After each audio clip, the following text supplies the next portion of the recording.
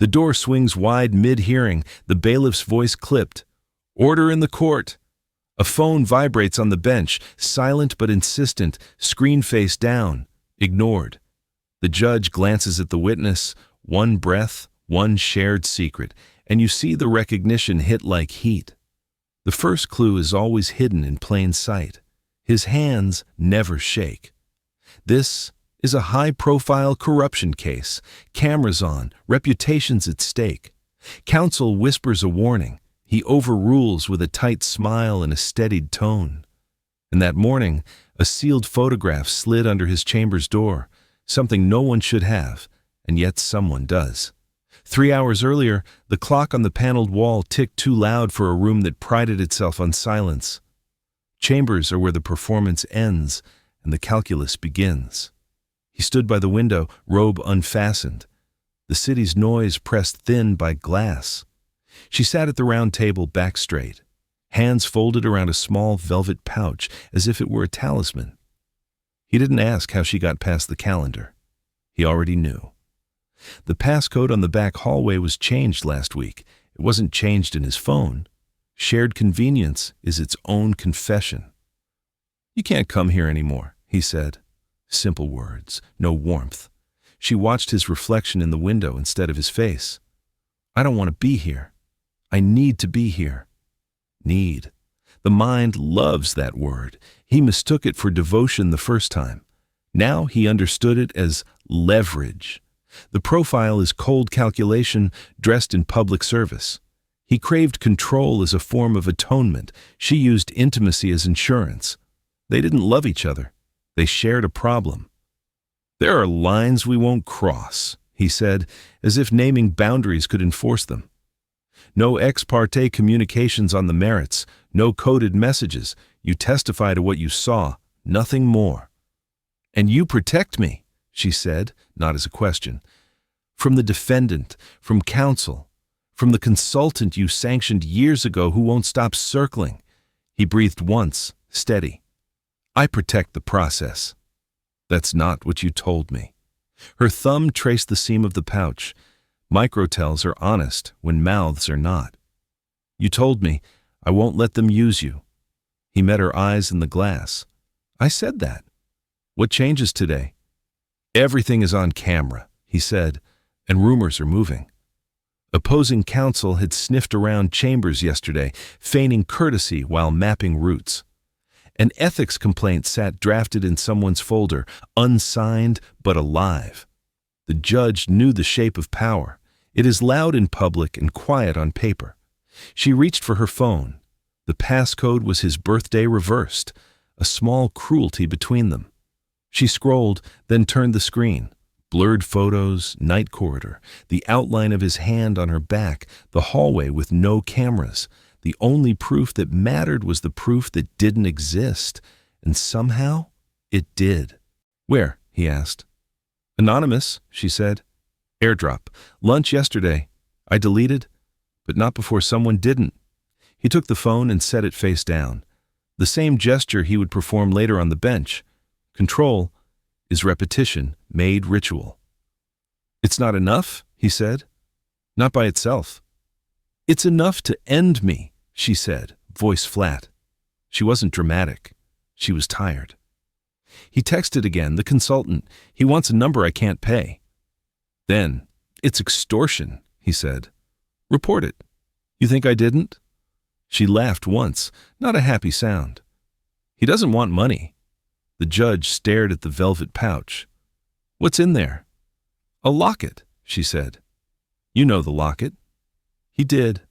He gave it to her when she said she couldn't sleep. A promise disguised as metal. Promises have weight. They sink people. He moved to the table, fingers close to the pouch but not touching. "Listen carefully. You will testify. You will not look at me. You will not change your cadence. You will not acknowledge him." He meant the consultant. He also meant himself. "Understood," she said. "And if he stands? If he speaks?" "He won't," the judge said. Confidence is a kind of blindfold. "Security knows his face." She shook her head. "You sanctioned him. He learned our rules by losing to them. The bailiff knocked once, a courtesy tap before entering. The judge snapped the robe closed. Facades are quick when practiced. The bailiff stuck his head in. "Judge, media wants an answer on the broadcast request." "Granted," he said, too fast. "Camera light clarifies truth or distorts it. Depends who is holding the lens." When the door closed, she stood. "There's one more thing," she said. Her phone buzzed. A text, 2 words. "He knows." The words dropped between them like a tool, blunt and useful. The judge picked up his own phone. Notifications disabled. He knew the sensation anyway. The mind is a locked box, tumblers turning when you least expect them. Every favor is a pin, every lie a spring.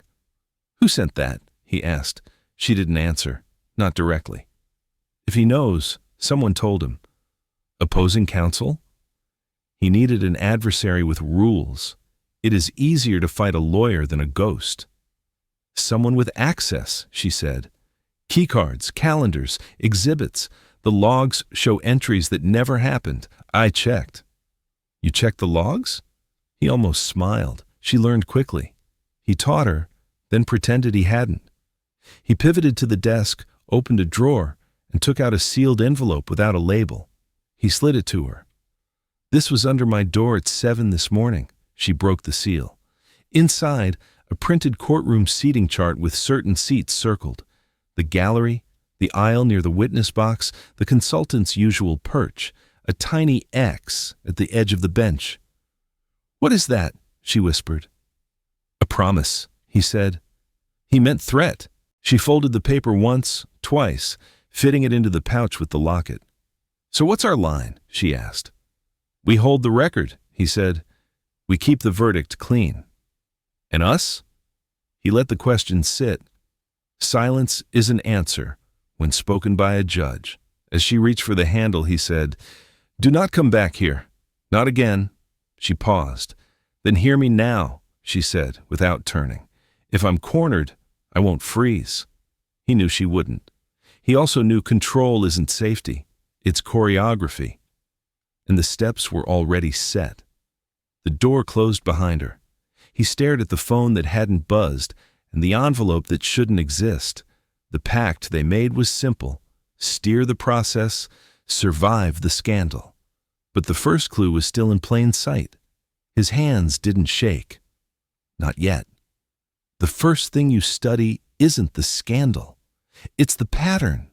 The profile isn't a mask. It's a machine. Cold calculation wrapped in public service. On the bench, he runs clean lines. No wasted language, no visible doubt. That calm sells legitimacy. It also hides bias if you tune the frequency just right. Watch his method. Procedural precision becomes a shield. He asks counsel to limit questions to foundation when emotion flares. He sustains objections on timing, not substance. He cites the rule numbers without looking down. That's not performance. That's muscle memory designed to keep his fingerprints off the outcome. The witness, by contrast, edits truth the way a surgeon edits flesh. Her MO is selective disclosure. She never lies directly, she amputates context. When asked if she met with law enforcement, she says, yes, and omits that she met with him first in a hallway without cameras. It's not perjury. It's architecture. What need drives both? Control, but for different debts. He treats control as atonement. If he orders the chaos, maybe the old compromises don't count. She treats intimacy as leverage. If she can be indispensable to the story can't discard her. They're building two different bridges across the same river. The first clue sits in plain sight: rerouted exhibits. The digital docket shows clean uploads before dawn, but audit tags list an editor ID tied to chambers after hours. No motions note the change. The file names look identical. Only metadata knows the truth. You don't need a hacker to cheat the system. You need access and nerve. He keeps the mind like a locked box. If you listen, you can hear the tumblers: favor, omission, correction, denial. Each small accommodation is a pin falling into place. You expect a dramatic shove at the end. That's not how this works. It's the quiet clicks that open doors. As the door closed behind her, the bailiff skimmed a log he shouldn't have seen. A keycard entry stamped at 2:13 a.m., then again at 2:17, both labeled Chambers Interior. The judge lives alone. The bailiff knows his rhythms. The log says, someone entered a room that already should have been occupied. Or the system thinks a ghost carries plastic. Moving from the scene to the suspect's profile, pay attention to how he handles proximity. When she's on the stand, he leans back, eyes down, as if recusing his face from the proceeding. Overcorrection reads as distance. In psychology, we call that self-signaling. The louder the denial, the more you're trying to convince yourself. He orders exhibits by number, not name. It's a small habit with a purpose. Names carry meaning. Numbers carry order. If he never says her name, maybe he can forget what it means to him. Think about this. If you must hide a bond, you don't just avoid it, you crowd it out with ritual. Now, let's look at the mechanics. The clerk's terminal shows edits to sealed logs at odd hours. Timestamps drift 7 minutes from the courthouse master clock. Either the terminal's clock is wrong or someone wants it to be. An offset that small is camouflage. Too perfect is suspicious. Slightly off is invisible. Across town, unaware of the danger, opposing counsel roots through discovery and finds nothing that screams conspiracy. That's because the judge's method is to move through rules, not around them. He denies a motion because it's premature, grants another without prejudice, and resets deadlines 2 days forward. Each step defensible. The path cumulative. The witness's pattern echoes. She opens her purse, takes out a slim notebook, writes dates but never full sentences. She keeps receipts, not narratives. When pressed, she says, "I don't recall," then recalls the parts that make her useful. Usefulness buys time. Time buys options. Options are safety when promises break. But the real question is, who touches the system without leaving a handprint? The keycard logs suggest an unauthorized clone. The security office calls it a glitch. Glitches don't circle seats on courtroom maps and slide them under doors at dawn. The bailiff notices the unauthorized entry and chooses silence.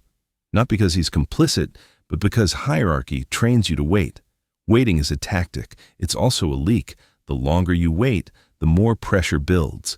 Pressure needs a valve. He becomes that valve in private. Short reports to the judge, cautious phrasing. "We may have a log anomaly." The judge nods, says, "We'll review." The phrase is code. It means delay. He uses delay the way surgeons use anesthesia. He renders the problem quiet so he can operate. And yet, the system whispers back.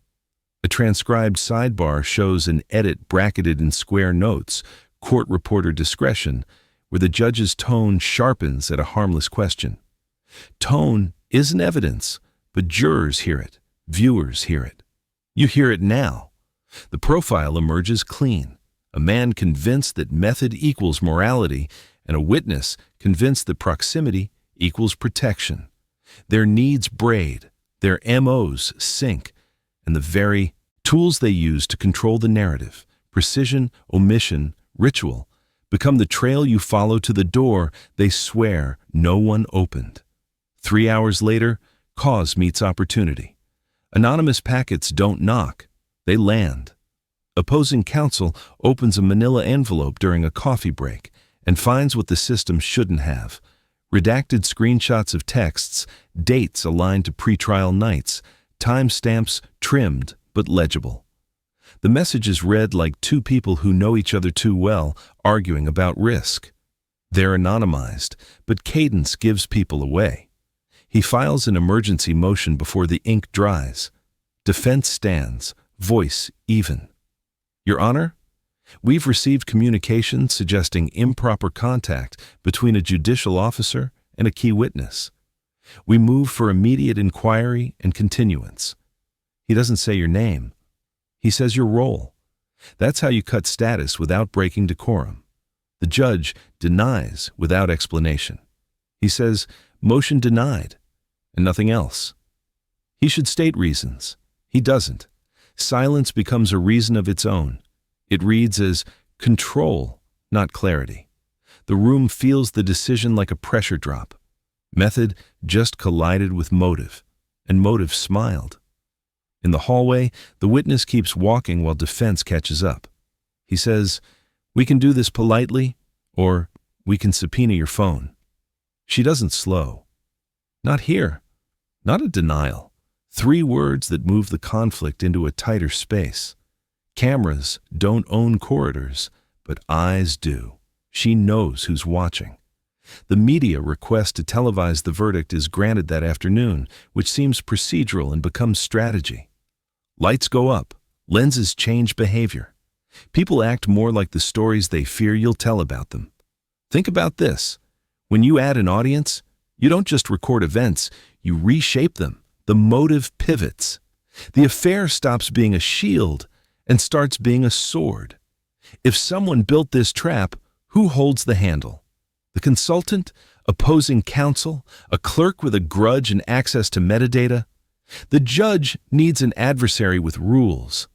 But the envelope under his door this morning didn't come with a caption or a signature. It came with intent. Back in chambers, a new sealed envelope slides under the threshold while the bailiff's back is turned. No knock, no cough. Paper with purpose. When the judge breaks the seal, he finds a courtroom seating chart, same as before, but marked with fresh circles. The second row, left aisle. The corner near the witness rail. A small X on the wood trim by the bench. The map isn't information, it's choreography. Someone is scripting proximity. He reads it twice, then sets it down as if the paper could stain. His phone vibrates on the desk, notifications still dark. He doesn't check. He knows what it will be. Noise dressed as urgency. He prefers silence dressed as control. The thing is, silence invited the first leak.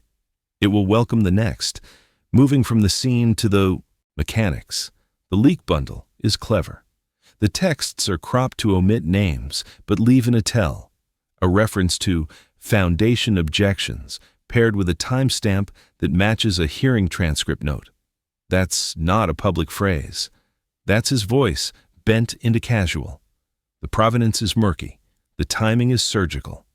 Anonymous sends just enough to damage, not enough to prove. That forces a denial. Denials feed suspicion. Suspicion feeds clicks. It's a loop. Defense files, prosecution objects to trial by ambush, and the judge acts as if the ambush didn't land. He denies, then calls the case back to order with a tone 2 shades too crisp. Overcorrection again. You can hear his profile tightening. Across town, a producer assigns an extra camera for the verdict. Inside the courthouse, a custodian rolls a mop past the gallery and notices tape marks on the floor that aren't from maintenance. Placement marks. A rehearsal nobody authorized. He doesn't report it because he doesn't have a form for that. Systems break at the seams where rules don't reach. As the witness returns to the stand, she finds the consultant in the second row where the circle sits on the map. He doesn't smile. He adjusts his ring and looks at the bench. A phone in his pocket lights up. She doesn't need to read it to know what it says. Her hand finds the velvet pouch. Ritual, again. Safety by touch. The judge clears his throat and announces, "We will proceed." He believes in moving forward. He always has. Motion feels like progress. But the real question is, who just moved the room? The map did. The leak did. Control didn't. He glances at the clerk, then at security, then at the counsel tables. He never looks at her. He thinks distance is armor. It's an outline around a target. A breath holds. Then the next beat begins. Cross-examination starts with a neutral tone that isn't neutral. Defense lifts a page, then another, building cadence like a drummer marking time. On the date in question, you received a message that guided your schedule, correct? It sounds benign until he reads the line aloud. Wait 10 minutes after counsel, then take the service elevator. Too neat. Too aligned with the court's closed corridors. The jury leans in. She tries to anchor on facts. I received many messages about security. She avoids cadence changes. But a possessive pronoun slips. The judges, she corrects. The court's roster sometimes changes. The room catches the wobble. A possessive reveals familiarity. Familiarity is the enemy of impartiality. The air shifts. The judge intervenes, voice clipped. Counsel, limit your questions to the foundation of the exhibit. He moves too fast. It's a clean rule, delivered like a shield. The snap is audible. Over-control is a tell. He's protecting the record. He's also protecting distance. When you want to hide a bond, you overperform separation. He overdoes it. The exhibit appears on the monitor. Blurred header, timestamps legible. The message reads like logistics. But logistics are where conspiracies live. The jury doesn't need to decode metadata. They read the human part. Someone told her when to appear through a door the public doesn't use. Who sent it? Defense asks. She says, a security contact. Not the judge's. But then she adds, he, and stops. Silence feels louder than admission. The camera lingers.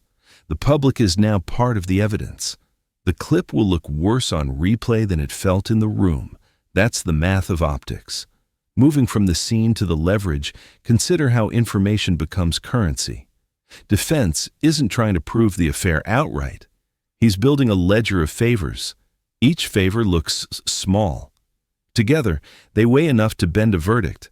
The thing is, cumulative harm hides behind procedural cleanliness.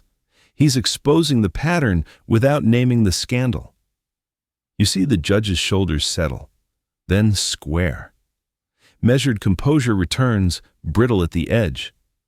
Counselor, your last question assumes facts, not in evidence. He sustains his own objection by reframing the scope. It's lawful. It's also a flex. Method as morality. He's telling the room that rules still govern this place, but the leak has changed the game. A phone on the defense table vibrates. He glances down, the faintest smile, and pivots to a fresh line. Let's discuss Exhibit 47, a message urging you to keep your answers tight to what we rehearsed. Who rehearsed with you? He doesn't need a name. He needs an answer that feels coached. She exhales through her nose. Law enforcement prepared me. True, but incomplete. Selective truth is her MO. It keeps her inside the line while trimming the corners. The jury isn't trained to parse the difference. They sense rehearsal through the cadence she fights to control. Across the well, the prosecutor objects. Asked and answered. The judge agrees. Move on. He thinks he's guiding pace. He's also signaling discomfort. Jurors notice when a hand steers too often. They start wondering what the driver's hiding. Now, let's look at the mechanics of the leak. The defense uploads a new exhibit, a screenshot of an email header without body text. Change of plan. Today. Sent to a masked address at an odd hour. The subject is the dagger. Content can be denied. Subject lines are blunt. The timestamp matches the morning's envelope drop. Different channels, same timing. That's orchestration. Who received this? Defense asks. She says, I don't know. It's plausible. Messages route through apps, not names. But her eyes flick toward the bench for a breath so quick most would miss it. Cameras don't. A single frame can carry intent. Intent looks like gravity. Voiceover cuts in, low. If you want to hide a bond, you build walls the audience can see and doors only you can find. He's painting walls in real time. The problem is the fresh paint smell. The judge clears his throat. Ladies and gentlemen, remember, exhibits are not evidence unless admitted. He uses the instruction to cool the room, to remind everyone of the frame. He's not wrong. He's also losing the narrative. Cooling a room doesn't extinguish the source of heat. The clerk whispers, slides a note up the bench. He reads. A new message pinged an encrypted app on his phone. He doesn't check it. He knows the pattern. Threats move like water through the easiest path. They'll keep coming until a valve turns. He announces a brief sidebar and denies it in the same breath. We will proceed. No recess. Resolve isn't control.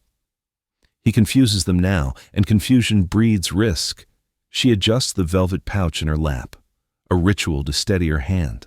Her thumb finds the locket's edge. The defense tries a soft close. No further questions at this time? It's not surrender. It's staging. He's given the public enough to chew. He'll return with teeth.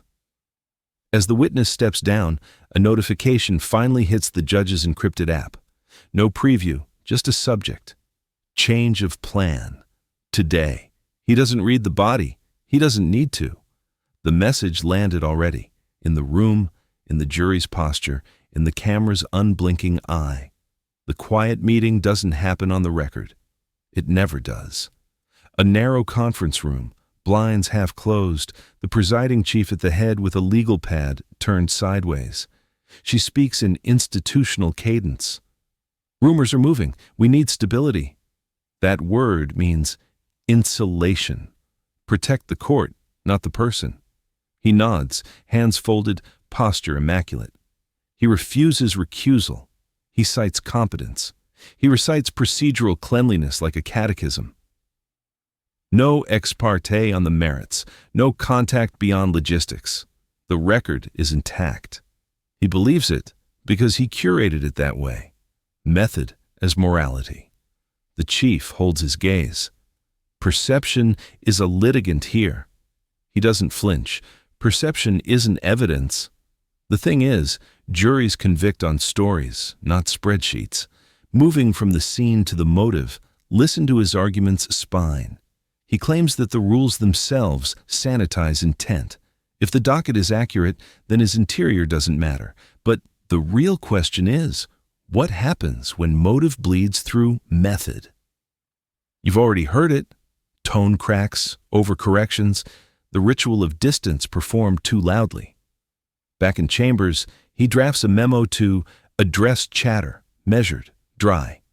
He deletes it. Words become artifacts. Artifacts live longer than decisions. He prefers decisions. He instructs the clerk to tighten access. Audit credentials. Rotate passwords.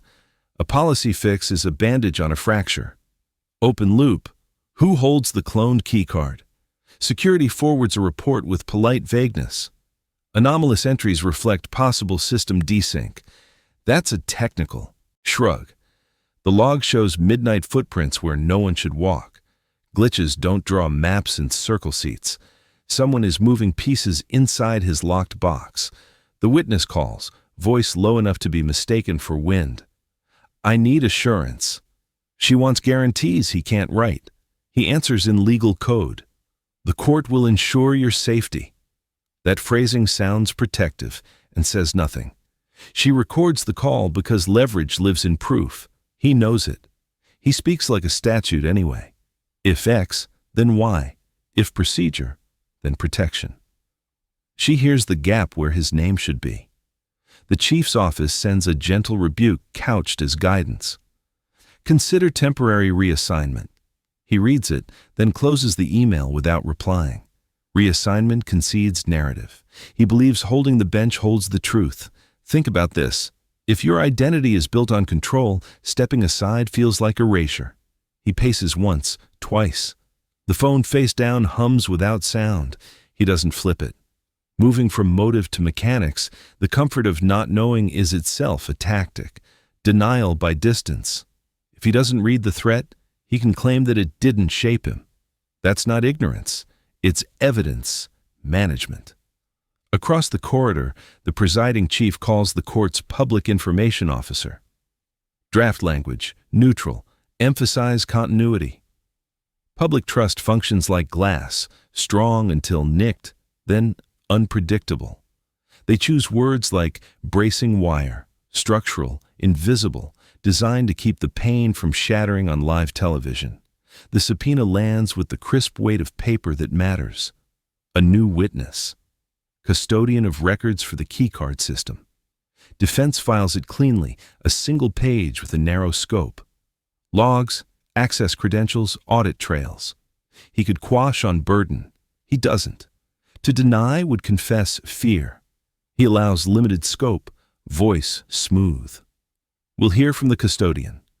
He thinks transparency will cauterize suspicion. Transparency also exposes anatomy. The clerk asks softly, "Do you want me to notify security?" He says, "We already did." They both know notification isn't intervention. Policy shifts slower than threat. He calls the witness, his witness, again, then doesn't press send. Instead, he texts 6 words, "Stay with the facts you know." It reads like advice and lands like command. She replies with one, "Okay." The emptiness between the letters holds everything neither can risk saying. Moving from the room to the profile, recognize the pattern of an ethics trap. It isn't a single violation. It's the convergence of appearances, timing, and need. The judge's method is flawless on paper. The motive is bleeding into view. The more he tightens control, the more the narrative wriggles free. The consultant lingers in the gallery outside, a quiet signal in a crowded hall. He doesn't speak. He doesn't need to. The threat is ambient. Exposure is the currency. Money wouldn't spend here? Secrets do. He looks at the press bench, then at the door to chambers, and smiles with no teeth. The chief judge returns to him with one last offer. "We can reassign for verdict only." He inhales, slow. "No, that suggests bias." She nods once, sets the boundary he won't. "Then you own the optics." Ownership is liability. He accepts because he only knows forward. A courier knocks. Subpoena served. The custodian will testify. And with that, the door you thought stayed closed swings on a hinge you didn't know was there. The custodian of records takes the stand with the posture of someone who understands that numbers can indict without speaking a name. Plain suit, clean glasses, a folder marked with tabs that look more like guardrails than notes. The prosecutor starts soft. "State your role." "I maintain the courthouse access control system, audit logs, and credential lifecycle. I don't set policy. I implement it." The distinction matters. He handles mechanics, not motives. That makes him useful. Defense steps in, voice measured. "Let's talk cloned access. In your logs for the last 30 days, did any single credential appear in 2 places at once?" "Yes. The chamber's interior door registered credential 3/12/7 at 2:13 a.m. and again at 2:17. That's impossible unless a reader double fires. A credential is duplicated or the clock drifts." "Which is it?" "We tested the reader. No double fire. We synced the clock. Drift fell within normal. That leaves duplication." A ripple moves through the gallery like air displaced by a quiet train. Duplication. Someone made a copy of a key that shouldn't be copyable.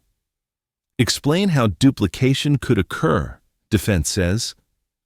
2 paths. Physical cloning of the card's chip using a proc skimmer within inches of the cardholder. Or credential injection from an admin console with sufficient privileges to assign a duplicate identifier to a second card. Who holds those privileges? Security administrators, also vendor support during maintenance windows. He doesn't look at the bench. He keeps his eyes on the questioner, neutral. "Did you observe edits to exhibit metadata in the court's case system?" Defense pivots. "I observed timestamp anomalies and editor IDs accessing sealed logs outside business hours." Names. The word lands heavy. The prosecutor objects. Relevance and privacy. Sealed identifiers. The judge allows limited scope. Titles only. The custodian reads from his tabbed page. Clerk terminal, judge's chambers terminal, and a remote vendor session tagged Support 14. The vendor tag corresponds to invoices for routine maintenance. Dates? Defense presses? 2 weeks ago, 3 nights in a row between 1 ISR and 3 a.m. The timeline overlaps with the hallway photo, the envelope under the door, the texts that read like choreography. The room starts, assembling a picture even if it doesn't know the frame. Were any logs altered? Defense asks. We don't store raw logs in editable format. But I found gaps, missing minute blocks, and check some mismatches that suggest manual erasure on one device. Which device? The custodian hesitates exactly long enough to make the answer meaningful. The chambers terminal. Now the air shifts again. The judge's face doesn't move. That's the tell. Stillness where reaction should live. Moving from mechanics to motive, consider the psychological value of a trace that doesn't convict but corrodes. He's not proving who did it. He's proving the room is dirty. Doubt is a solvent. The prosecutor tries to cauterize. Can credential duplication be done to frame someone? Yes, the custodian says. Cloning leaves the original intact. The system can't distinguish the source if the identifier is valid. That's why we pair with camera footage. And do you have camera footage for the chamber's interior? No. Policy prohibits cameras inside chambers. He lets the facts sit, a clean hole in the net. Defense returns, gentler now, almost friendly. You mentioned vendor access. Who authorizes those sessions? Security director and, for chambers terminals, the judge's office must approve a maintenance window. By policy, defense says, or in practice? In policy, and usually in practice. I can't confirm who clicked approve on this session. The system logs the permission, not the person behind the keyboard. The perfect crime isn't execution. It's psychology. Make them doubt the right thing. Instead of asking, did he do it? You start asking, could the system even know? Show the jury the anomaly, defense says. The custodian places a printout on the screen, a neat table with times, device IDs, and tiny red flags where checksums fail. It looks bloodless. It isn't. Bottom line, defense asks, is there reasonable suspicion of tampering? Yes. The pattern is inconsistent with routine use. Do you have a suspect? No. Honesty functions like acid. It strips inference down to structure. The structure here says, corruptible system, invisible hands. The judge leans forward a millimeter. Any evidence these anomalies relate to the witness? No direct link in the logs. The custodian's phrasing is deliberate. No direct link sounds exculpatory. It also sounds like a door left cracked. The prosecutor rehabilitates. Have you seen this before? Cloned access? Rare. But misconfigurations, yes. Human error often looks like malice on paper. He gives the room a shape to hold if it wants to believe in innocence. Error over intent. But then he adds, however, the seating chart delivered this morning. There's no system that generates that. Silence. Then defense, soft. How do you know about the chart? It was attached to an email forwarded to security for threat assessment. He keeps his eyes neutral. The bench knows the implication. His private threat isn't private.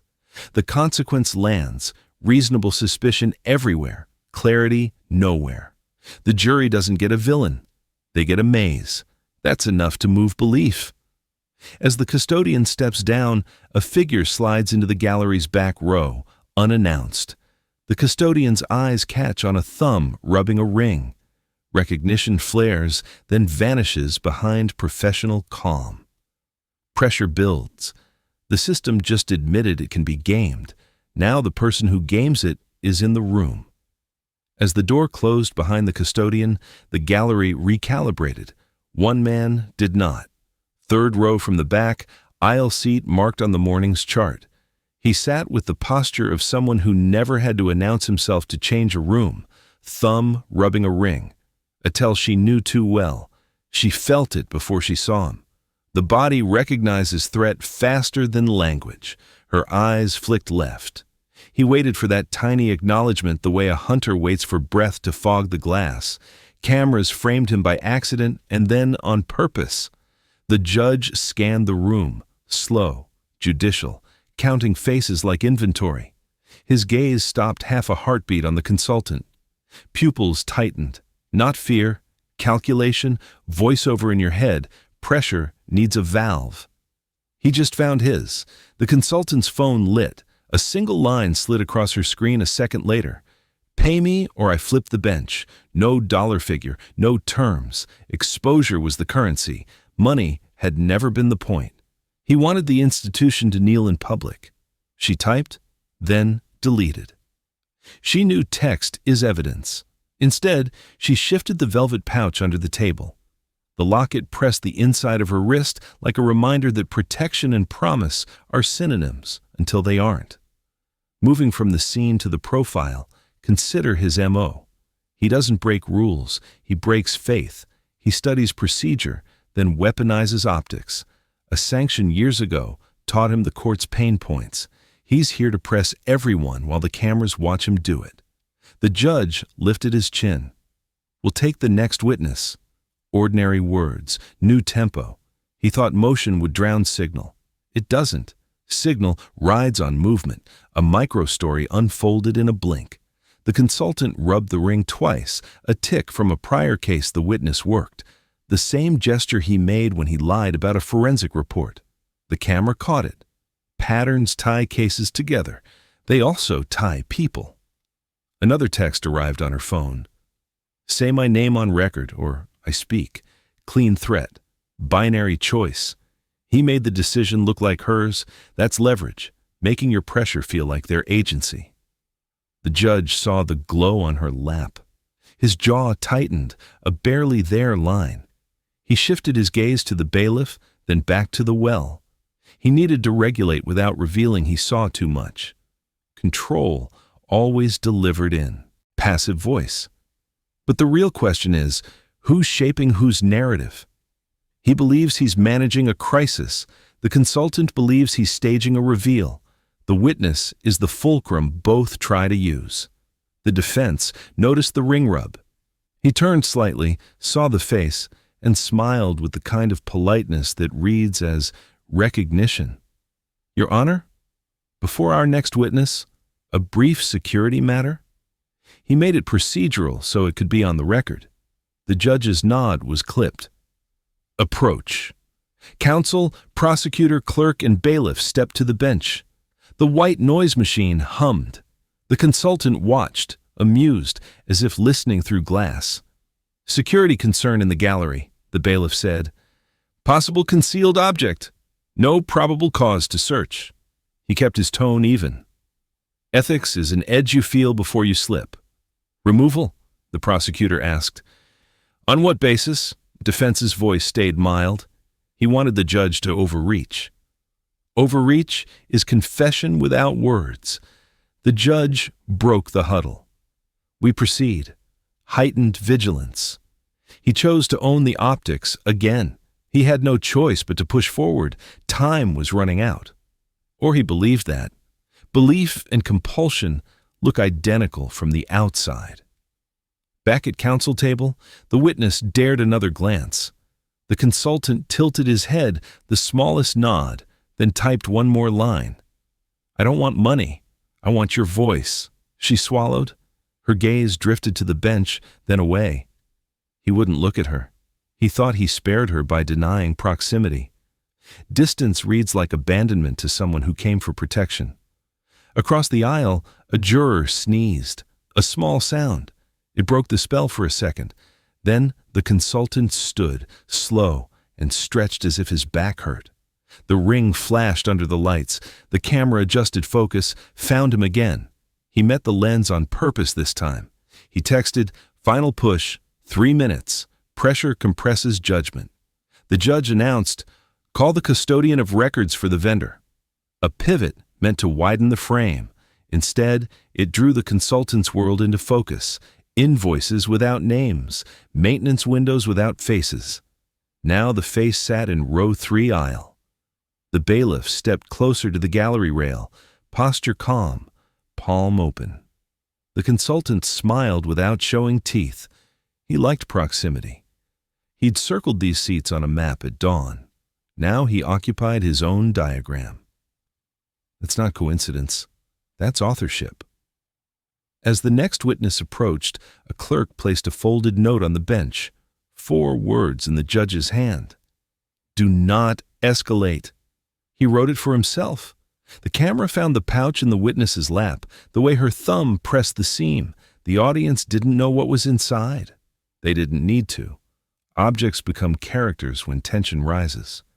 And then the bailiff leaned into the judge's ear, too quiet for the microphones, clear enough for the eyes.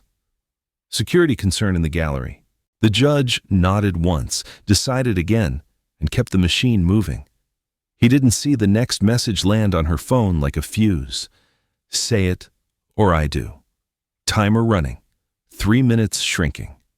Which brings us to the moment. Pressure becomes action.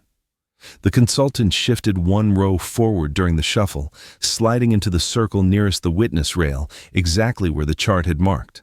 The map wasn't a threat. It was a script. He was right on cue. As the door closed behind her, the white noise hiss rose, swallowing the gallery. Inside the sidebar bubble, the bailiff kept his voice even. Possible concealed object, 3rd row aisle. No probable cause to search. The judge listened with his face blank, the professional mask that says nothing and decides everything. Ethics isn't a slogan, it's a razor. If he acts without basis, the verdict bleeds out on appeal. If he fails to act and someone bleeds in real time, the court bleeds forever. He weighed both edges and chose the one he knew. Proceed. Heightened vigilance. No recess. The prosecutor pushed for removal. We can justify a brief security sweep. Defense didn't raise his voice. On what articulable suspicion? He wanted overreach on the record. Overreach tells a jury where fear lives. The judge cut the argument short. We proceed. The razor nicked. He didn't look down to see if it drew blood. Moving from the scene to the profile, consider what compulsion looks like in robes. He has no choice but to push forward. Time is running out. His words are different, but the engine is the same. Forward is his doctrine.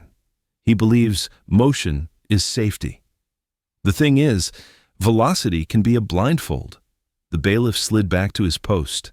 In the gallery, the consultant's ring traced another slow circle, patient as a metronome. He didn't need to stand yet. He owned the room by waiting.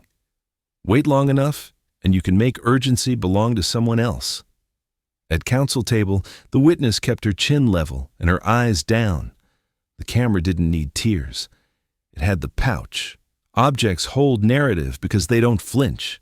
She tightened her grip as if tightening the story itself. Ritual is armor when policy fails. Across 12 chairs, a juror frowned. The court reporter's fingers hovered for a beat and then resumed their clean ballet. The judge spoke, a notch softer. Members of the jury, you may notice increased security presence. Do not draw any inference. Curative instruction. He tried to cauterize a wound you can't see. Instructions often sound like apologies for what everyone already noticed. The consultant leaned back, exhaled, and fixed his gaze on the bench. His posture said, I'm the clock now. He knew how courthouses breathe. He'd been sanctioned here. He'd learned the angles by bleeding on them. The witness raised her eyes, finally. Her mouth shaped a single word toward him. No sound. Stop! The camera caught the articulation. 2 letters and a plea. The lens. Doesn't care about decibels. It records intent. Voiceover slips in. She realized too late that saying stop out loud would have bought her nothing. Silence is currency to people who trade in secrets. He pocketed it. The judge saw the glance and translated it as weather, not storm. He flashed the bailiff a look that meant, hold the line. The bailiff nodded, feet planted, one hand resting open at his belt, palm empty to telegraph calm. He scanned for movement, not motive. Motive is the narrator's job. Movement is his. 3 rows in, the consultant shifted the weight in his jacket. Not a weapon's print, not a phone, a squared shape that could be anything. You know this moment. Your mind fills in a blade because the story walked you here. But that's the quiet knife. The concealed object isn't just metal. It's leverage, it's timing, it's the camera you can't search. As the judge resumed, a folded paper slid up from the jurors. A note, blue ink, careful cursive. The bailiff carried it with the practiced neutrality of a messenger who becomes the message if his face moves. He handed it to the clerk. The clerk handed it to the bench. The judge read once. Then again. The line didn't change. Is the witness coerced? He didn't look at her. He looked at the room, then at the instruction book inside his head. If he asks, he risks injecting the very bias he claims to avoid. If he ignores, he denies what 12 citizens saw with their eyes. The razor again, thinner this time. He cleared his throat. Members of the jury, questions regarding witness credibility will be addressed through evidence and instruction. He set the note aside, a delicate refusal. The jurors didn't move. The words had landed anyway. A fracture opened, quiet, precise, dangerous. Moving from the question to the clock, consider what pressure does to bad options. It compresses them until they look identical. He couldn't search the gallery. He wouldn't recess. He chose to narrate calm while the frame shook. The consultant's phone lit, then went dark. He didn't text. He had all the leverage he needed. The witness stared at her hands, fighting the urge to look at the bench for orders that wouldn't come. She understood the rule now. He would protect the process, not her. The camera in the back row adjusted focus, breath slow, catching the tiny tremor in the velvet seam where her thumb pressed. And that's when the fracture voiced itself on paper. A juror's note, simple as a cut. Is the witness coerced? The judge placed the note beneath his palm, as if weight could keep its meaning from escaping. It couldn't. The question hung in the air like a blade no one would admit seeing. So, he tries the only tool he trusts: instruction. The judge straightens, voice leveled to the measured calm that once held room steady. Members of the jury, you are to disregard any speculation regarding coercion. Evaluate testimony solely on evidence and my instructions. It's clean, clinical. The goal is to put the fracture back under glass. But the real question is, can tone reset what optics just opened? Defense rises slowly, respectful, practiced. Your Honor, for clarity, we're not alleging coercion. We're asking whether the witness's motivation includes personal familiarity with the court. He never says affair. He lets the phrase do the damage. The room chills, like someone opened a door to winter. The profile cracks, not in words, but in the judge's clipped reply. Counsel will not insinuate facts, not in evidence. Sharp edges show. People who prize control sound most brittle when it slips. The witness faces forward, spine straight, cadence steady. I'm here to tell the truth about the events in question. Clean answer, safe. Yet her eyes, just for a beat, search the bench as if there's oxygen up there. Subtext does the talking. Don't abandon me. Distance answers back. Moving from the line to the lever, the defense nods, accepts the boundary, and pivots where jurors live. Motive. Understood, Your Honor. Miss, can you explain why you continued cooperating after threats escalated? The word threats is a key. It opens sympathy without naming source. She speaks carefully. Because I believed the process would protect me. Process, not person. She learned the language. It still sounds like a prayer with the name sanded off. The judge leans into formality. The jury will be instructed on weighing credibility. Motivation is one factor. He's trying to fold the danger into doctrine. If everything is part of the rule, nothing is a rupture. Defense nods again, the picture of compliance. Of course, no further questions on this point. He sits. Not a retreat, a reset. He just planted the idea that won't stop growing. Voiceover.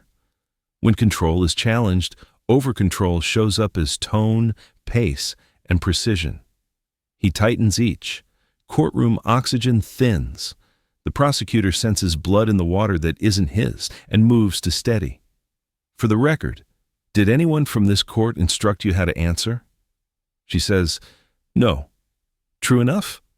Instruction came dressed as safety, not script. The jurors hear the denial. They also remember the leaked subject lines. The judge issues a second curative, narrower, colder. You are not to infer relationships between any officer of the court and the witness absent admitted evidence. He thinks narrowing the aperture will sharpen focus. It often magnifies blur. A camera lingers on the defense table. The consultant's seat is still, but his existence is now a watermark across the frame. The public has become part of the evidence. That's the math. The more you instruct them to ignore, the more they notice. As the witness steps down, her foot catches a fraction on the rail. Small stutter. The clerk offers a hand. She declines, jaw set. Micro-resolve can look like defiance when pressure builds. Now, let's pivot to the psychology of the try. The judge believes narrative is a machine you can tune. If he calibrates language, tight orders, careful instructions, polished cadence, the room will hum back to equilibrium. But narrative is an ecosystem. Pressure in one corner finds an exit in another. Defense rises for a housekeeping note that isn't one. Your Honor, we also move to strike any reference to security contacts absent identification. He's forcing the choice. Name the source or admit opacity. Either path weakens the pedestal. Sustained in part, the judge says, witnesses will specify job titles or agencies when referencing communications. It sounds neutral. It boxes her in. It also draws a darker outline around whatever she won't name. For a moment, the stabilization seems to hold. Jurors sit back. Pens stop. The consultant's ring goes still. The judge's shoulders settle. The machine purrs. But that's when control slips in the quiet. A notification flag crawls across a news producer's screen in the press row, a court reporter transcript excerpt circulating online. The camera operator blinks, then refocuses on the bench. Stabilization buys seconds, not safety. You can hear it in the judge's next words. Too crisp at the edges, diction honed like a blade. We will proceed to the next witness. He thinks he's banking calm. The audience feels the banked fire. In this first try, he clamps the frame, narrows the inferences, and silences the word the room craves. Result? Temporary stabilization. The pulse slows for a beat.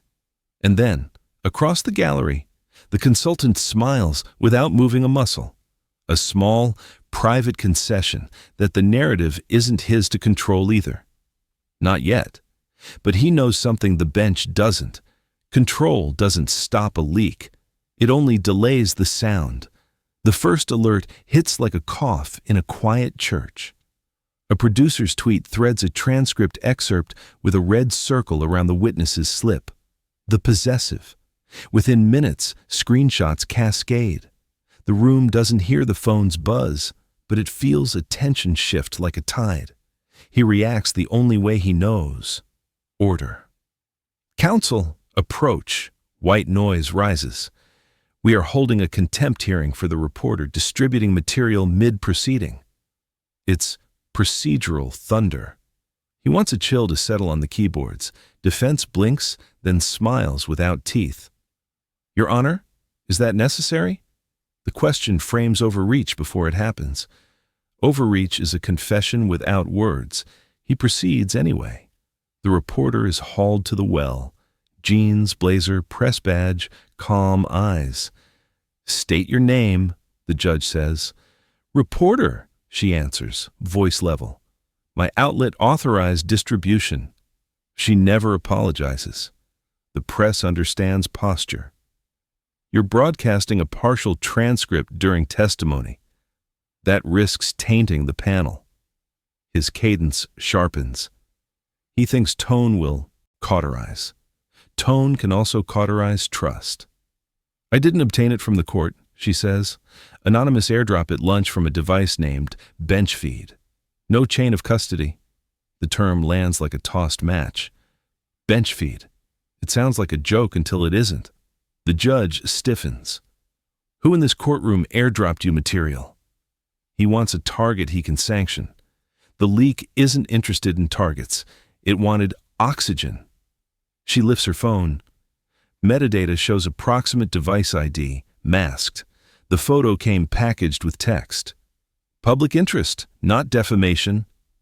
I can provide the file." She offers help without kneeling. That's savvy, not insolence. He declares, "You are ordered to delete and cease distribution pending a hearing." It's a command that pretends the internet reverses. It doesn't. Respectfully, she says, the image is already mirrored. Mirror is the word you use when the thing can't be called back. He knows it. He still reaches for control like it's a switch. Voiceover. Over control is confession without words. The more he clamps down, the more the narrative reads his fear. He isn't guilty by law, he's guilty by optics. Defense clears his throat. "For the record, we move to admit the image is demonstrative for bias." He's not asking to publish it. He's asking to tag it to the judge's name. The judge denies. Not admitted. He thinks that keeps it out. It keeps it alive. The reporter adds a clean blade. There's more. The photo's metadata shows it was taken from inside chambers, the hallway with no cameras. She doesn't smirk. She doesn't need to. Facts do the smirking. Silence folds the room. The judge's eyes stay flat. Inside, you can hear the tumblers complain. Chambers is his sanctum. Sanctums don't have vantage points, unless someone opened a door. "Explain your basis," he says. "Angle of view," she answers. Reflections in a glass frame visible in the corner match to a wall hanging in chambers from previous broadcast footage. And the EXIF lens model matches a device rarely carried by jurors. It's technical enough to sound neutral, clear enough to cut. The prosecutor tries to redirect. This is a distraction. The image is ambiguous. Ambiguity is the defense of institutions. Audiences prefer storylines. The judge moves to sanction and stops halfway, as if a hand pressed his chest. Contempt requires willful violation of a clear order. He didn't order silence before the leak. He's constructing a wall after the water's in the house. "Return to your seat," he tells the reporter. "We will revisit." It's a retreat in passive voice. Moving from the scene to the profile, look at how control behaves under exposure. He doubles down on rule, threatens process, then retreats to avoid a reversible error. That oscillation reads as panic to anyone watching for it. At counsel table, the witness keeps still. She knows the photo. She knows the hand on her back. Explanation as security escort rings hollow because the hallway has no cameras. Trust bleeds slower than bodies, and you can watch it pooling under the bench. Defense pushes a final inch. "Your Honor, we renew our motion for inquiry into improper contact." He expects the denial. He wants the soundbite. The judge repeats, "Denied," and holds the stare a shade too long. Cameras catch the stare, not the rule. The clerk whispers, slides a printout. The image's EXIF readout, 2 lines highlighted. Device unknown. Location stripped. But a file path notation remains. Chambers share. He doesn't blink. He says nothing. Silence is an answer when spoken by a judge. It's also an open loop. Voiceover. Consider the mind as a locked box. When you strike the side, you don't listen for words. You listen for hollows. The leak just mapped the empty parts. He tries one more lever. Members of the press, any further distribution of non-admitted materials may be subject to sanction. Maybe, not will be. He's backing away while sounding forward. The reporter nods, unfazed. Understood. She already scheduled the follow-up post. The internet doesn't await leave of court. The room breathes again. But the air is thinner. The attempt to silence the leak didn't stop it. It amplified it, branded it with the bench's seal. Result: failure. Control slips another inch, and the narrative doesn't ask permission to move. It just moves. So he does what power does when cornered. He goes off script. Between sessions, he steps into the stairwell where cameras don't live and echoes do. Concrete, steel, and the hum of an old ballast. He texts a single word: now.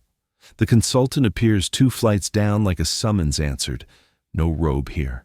Just a man in a suit with a voice calibrated for verdicts. This ends today. The consultant smiles with the patience of someone who already got what he wanted. Finally, we agree. Moving from the scene to the leverage, listen to the offer. He starts with money, because that's the simple fix. A figure with zeros, a trust. You vanish. He thinks cash buys silence. It buys absence. Exposure is a different currency. The consultant's ring clicks against the rail. You sanctioned me. I learned your machine so I could break it. Keep your money. He raises the stakes. Appointments. I make calls. Positions reopen. Your grievance gets erased by a new credential. He's bargaining in the only market he understands: status. The consultant barely shakes his head. I don't want your network. I want your story. He tries power next, a quiet threat in a narrow space. I can have you arrested. Disorderly conduct, interference.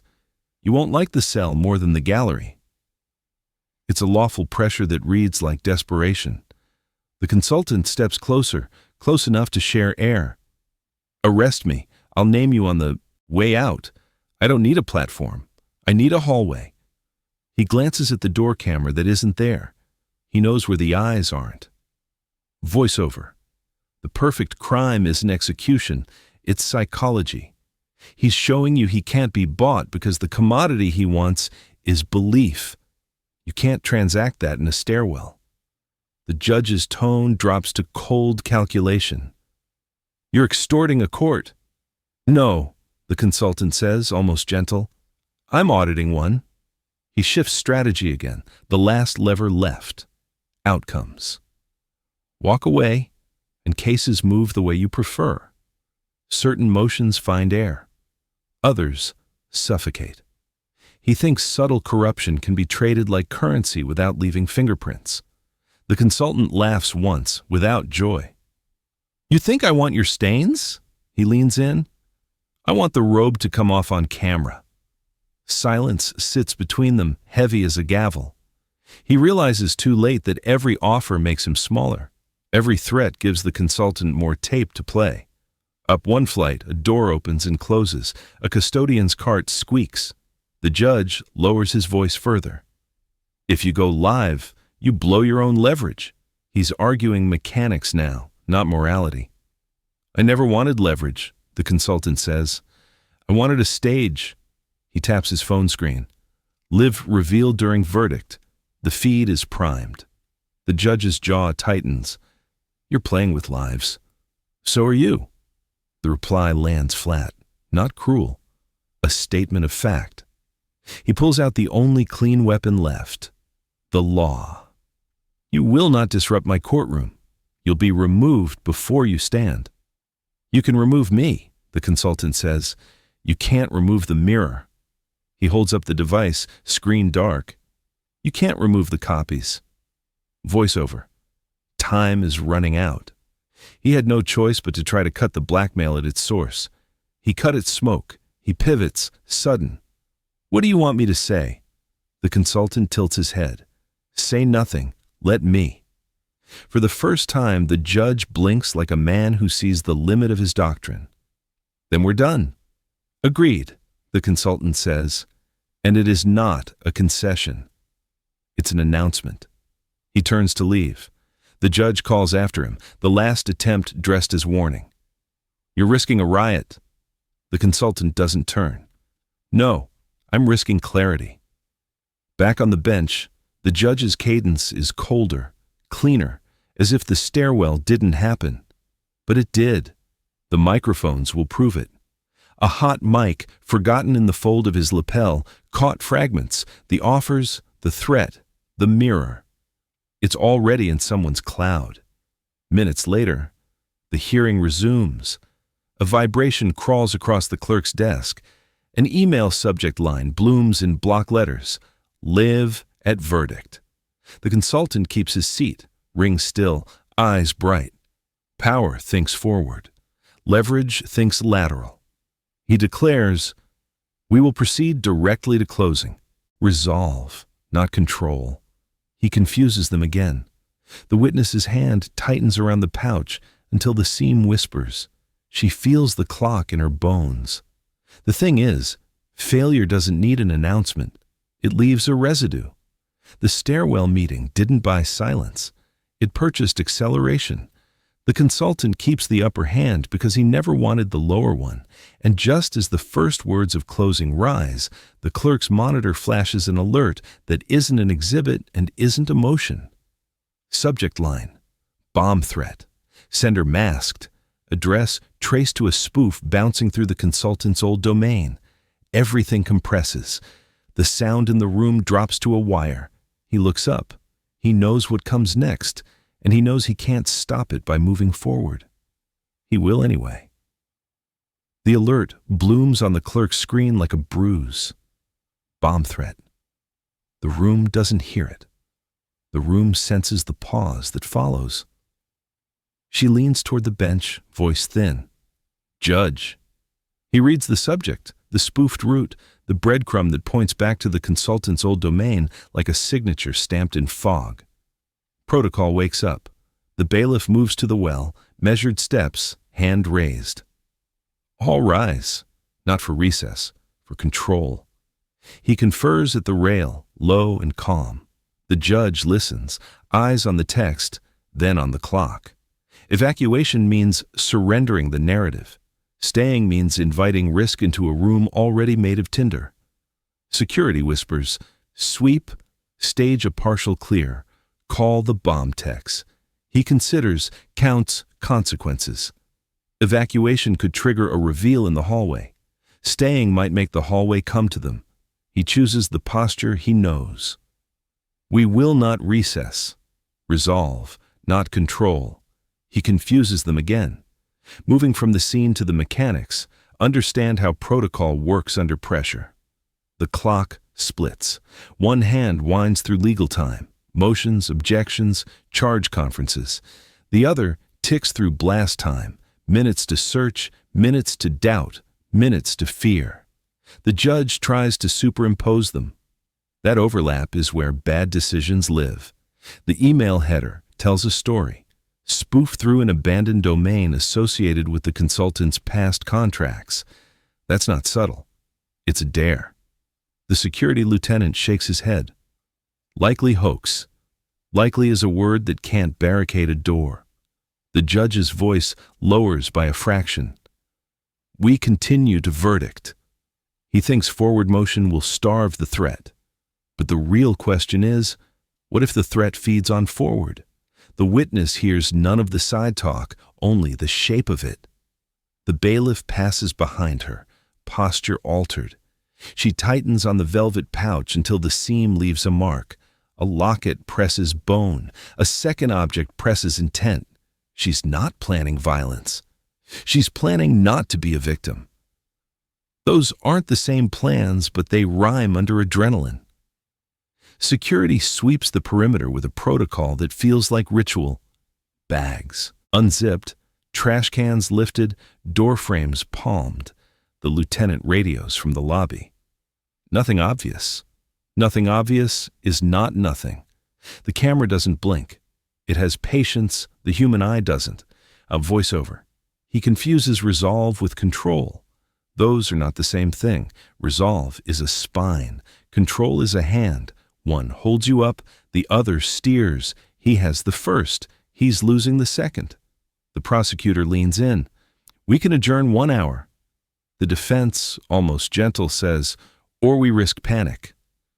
They're both right. The judge hears their correctness like static. He wants pure signal. Signal has left the building. He turns to the jury. You may notice additional security activity. Do not draw inference. We will proceed. He keeps their world narrow and asks them to ignore the widening of the room. Jurors nod because people nod when addressed by power. Nodding isn't belief. Across the gallery, the consultant stills his ring. He doesn't need to text. The threat already speaks. He tracks the bailiff's eyes, the way they keep landing on the aisle, the door, the corners where a device might hide, and where stories already have. He is watching a machine test its fail-safes. He knows which ones are cosmetic. The witness refuses water. A paper cup might as well be a microphone. She whispers, I'm fine. She isn't. Fine is a costume. Her hand returns to the pouch like a metronome. The locket is a promise. The other thing is a decision waiting for a cause. Now, consider the policy gap. Security can't search personal items without consent or probable cause. The pouch is small, private, silent. It sits under the rule's umbrella and laughs. He knows the rule. He wrote memos about the rule. He trusts umbrellas in storms. He instructs the clerk to contact IT. Trace origin. Confirm spoof. The answer comes back into fragments, bounce servers, legacy DNS, a trail that ends in a loop. The threat's value was never detonation. It was time theft. Time is Leverage's favorite weapon. He breathes once, then decides again. Counsel, proceed to closings. He wraps the danger in cadence. The prosecutor speaks first, voice controlled, eyes vigilant. Words about evidence, about burden, about credibility. The jury listens and does not listen. Their ears are split like the clock. The defense follows, quieter than expected, respectful enough to seem safe. He plants his final seeds, anomalies that look like intent, patterns that look like pressure, and a question that feels like a verdict. What story explains what you saw without bending the rules until they break? He doesn't say the judge's name. He doesn't need to. Security finishes the sweep and returns with a negative that satisfies no one. The clock says, proceed. The gut says run. The bench says stay. And the pouch sits in her lap, a small gravity around which all these choices orbit. Voiceover. The open loop remains.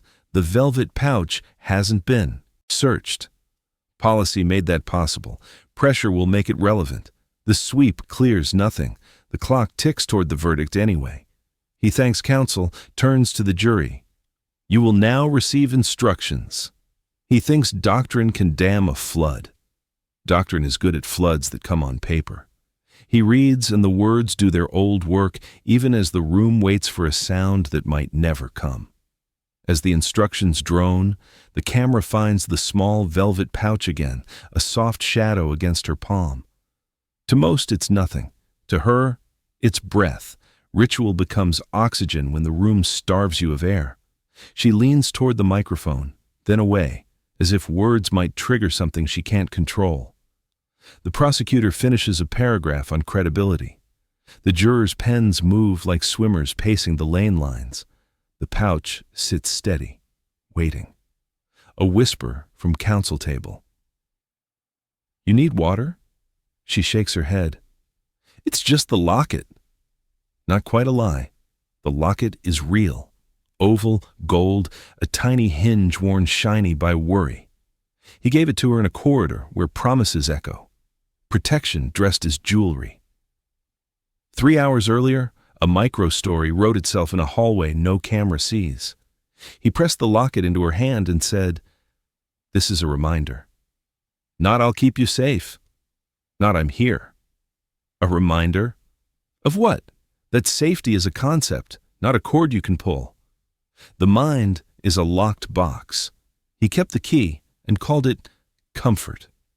Inside the pouch, nestled against the locket's soft edge, is a compact folding spike, legal ambiguity disguised as utility. Not a knife, not quite. A point that hides inside a key-sized body. It lives in the gray where policy sleeps. She told herself it was for hallways, for parking lots, for the kind of danger that arrives with footsteps and breath. But the truth was worse. The tool wasn't meant for him. Not for the consultant with grievance and a live feed primed. It wasn't for strangers or shadows. It was for the space between the bench and the rail, for the moment when help misunderstands and a hand reaches wrong. Protection becomes a fluid word when authority speaks in passive voice. The judge's cadence glides through standards, burden of proof, direct and circumstantial, witness impeachment. Each sentence lands with the clean weight of doctrine. He believes the map can outrun the terrain. He doesn't see the small orbit in her lap pulling the room off course. A text blooms on her screen without alert, just a phantom glow. Say my name on record or I speak. She doesn't look. She knows his pattern. He scripts pressure like a litany.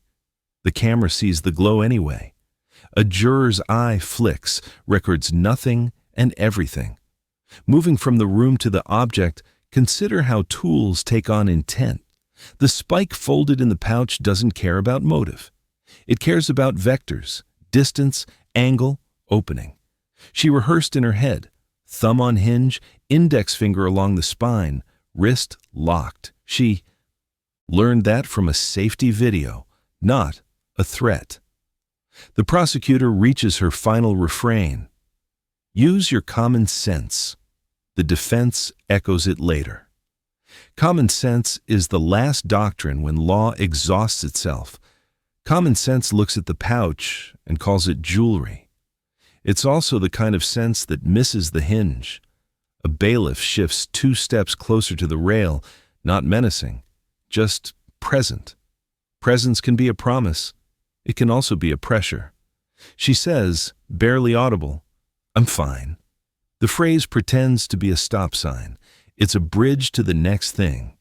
He gave her the locket as a promise of safety. He didn't ask what safety meant in a room where her name lived in other people's mouths. A promise without definition becomes a trap. She understands that now, late and perfectly. Voiceover. Everything changed when the object defined the plan. The pouch wasn't a keepsake, it was a contingency. Policy created the pocket, fear filled it. Across the aisle, the consultant watches her thumb find the seam and stay. He recognizes the rehearsal. He's seen it in other rooms, other nervous hands. He texts one word, now. She doesn't read. She closes her eyes for the length of a blink and feels the hinge under velvet. The spike is light, almost laughably so. Objects this small shouldn't tilt fate. They do, because decisions don't measure weight. They measure need. The judge's final instruction lands. Deliberate without fear or favor. He believes fear can be instructed away. He doesn't hear the double meaning in favor. The jury nods because nodding is the ritual of consent.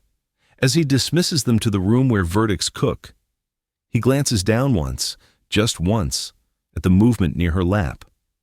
He looks away as if he chose not to see. Distance is his armor. It paints a target he will pretend isn't there. She breathes in, out, and whispers to herself, "It's just the locket." Then, so quiet, no mic will catch it. If deliberations aren't supposed to share a wall with spectacle, but the door hasn't fully closed before defense rises. Your Honor, a brief voir dire of the witness regarding coercion. He frames it as safeguarding the record. It's theater that credits itself as hygiene. He hesitates, then allows it reluctantly. Limited scope. Resolve wearing caution. The jury files back to their seats with the stunned politeness of people returned to a movie mid-scene. Under oath again, she holds the rail like a shoreline. Have you experienced pressure from a third party regarding your testimony? Counsel's tone is gentle because gentle opens locked boxes. She looks down once, then up. Yes, pressure from a third party.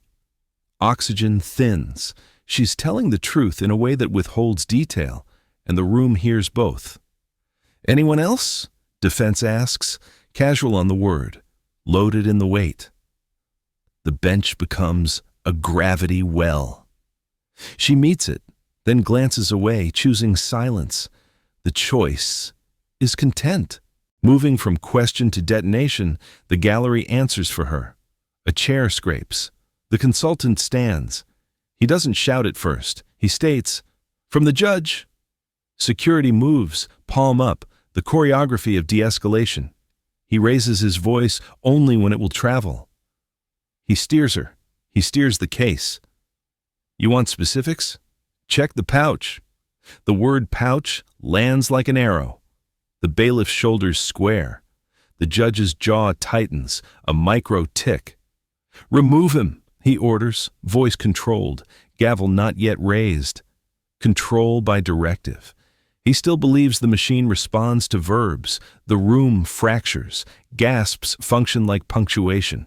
Cameras tilt to catch the aisle, the bench, the witnesses' hands. Jurors blink as if light changed. Nothing exploded, everything moved. Security closes, but the consultant is already performing to lens and law. Live reveal, he says to no one and everyone. Look where safety hides. He wants the frame to decide guilt before the charge conference can breathe. The judge rises, robe a dark horizon. Sir, you're out of order. The phrase is architecture. He builds a box around the moment and labels it misconduct. The consultant smiles as if that label was his point. Defense steps back, palms visible. Innocence, posture by proximity. The prosecutor stands too, voice firm. This is improper. She's arguing etiquette to a fire alarm, voiceover. The mind is a locked box, but panic is a pry bar. He thought forward motion would starve the threat. The threat ate forward motion for breakfast.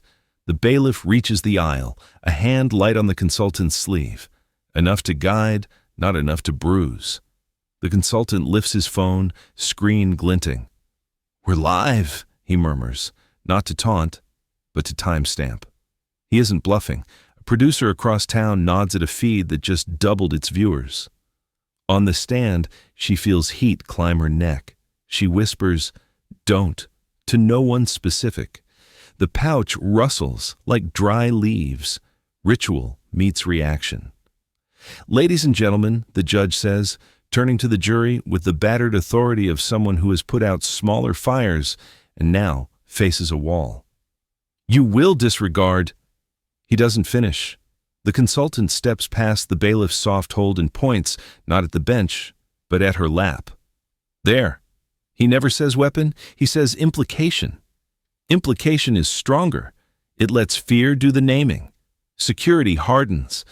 Two deputies move fast now, a clean vector toward the aisle. The judge shifts down a step, instinct to shield dressed as authority to command. He isn't thinking about optics. He's thinking about bodies. Stop, the bailiff calls to the consultant, the witness, the room. It's an umbrella command.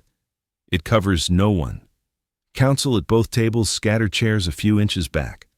Distance is a reflex in rooms where proximity suddenly means liability. The court reporter's hands hover, then fly. Chaos needs a transcript. Check the pouch, the consultant repeats louder. He has found the simple sentence that can topple the complex paragraph. It is stickier than any doctrine the bench can read. He steps toward the rail, and in that compression of space, seconds bend. The witness's hand moves first, not to attack, to protect her story from his. The seam gives under her thumb. Velvet opens like a mouth. She doesn't draw the spike. Not yet. She presses the pouch against her stomach as if to hide the possibility. The gesture looks like concealment to the camera. Intention and appearance separate like oil and water. The judge's voice turns steel. "Deputy, remove him." This time, the deputy grips with authority. The consultant tenses, not resisting, just positioning. His ring flashes. He looks at the lens and gives it one last feed line. Ask him why the hallway had no cameras. But that's when things get strange. A juror coughs, small, human, irrelevant. It breaks the spell enough for everyone to see that everyone else is watching. Then, the spell reforms, harder, because now it knows it can. The bailiff reaches the rail. The consultant twists, not away, but toward the bench, mouth open to launch the next sentence. The judge steps down, hand extended in a neutral, palms-out frame that could be read as protect or control. The pouch slips in her grip. Security grabs the consultant's arm. The phone tilts. The live feed captures an unflattering angle of power and fear. The comment counter spikes. The judge's gavel finally cracks the air. "Order!" The word comes late and loud. It lands on a room already past the point where words decide. And under that sound, almost swallowed by it, fabric tears. The pouch mouth yawns. Metal touches light. The spike kisses air, not drawn with intent, but available to it. The live reveal isn't a speech. It's a convergence. A name spoken, a pouch named, a room that can no longer pretend the story will wait for permission. The spike touches light, and time folds. The bailiff reaches for the consultant's wrist, measured, trained, no panic.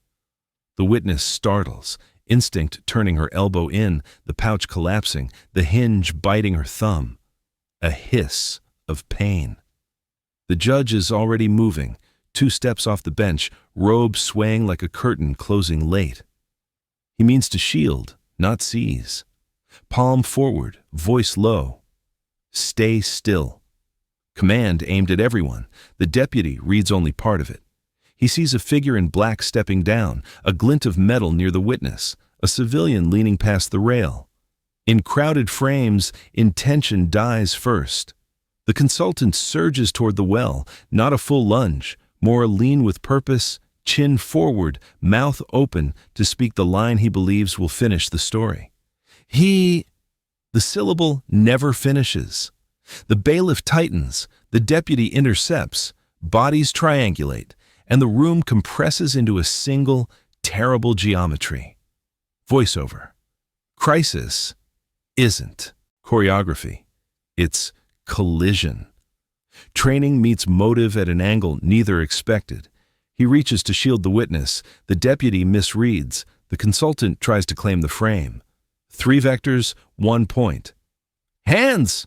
the deputy shouts, a reflex command. The consultant half turns, phone up, ring flashing, and for a split instant, the lens becomes an eye the room obeys. The witness flinches from that eye. The pouch pops, velvet yawns, and the compact spike tumbles. End first, bright as a dropped pin. It skitters, kisses the wood, spins in a tight circle, and stops against the base of the witness chair. Sound magnifies.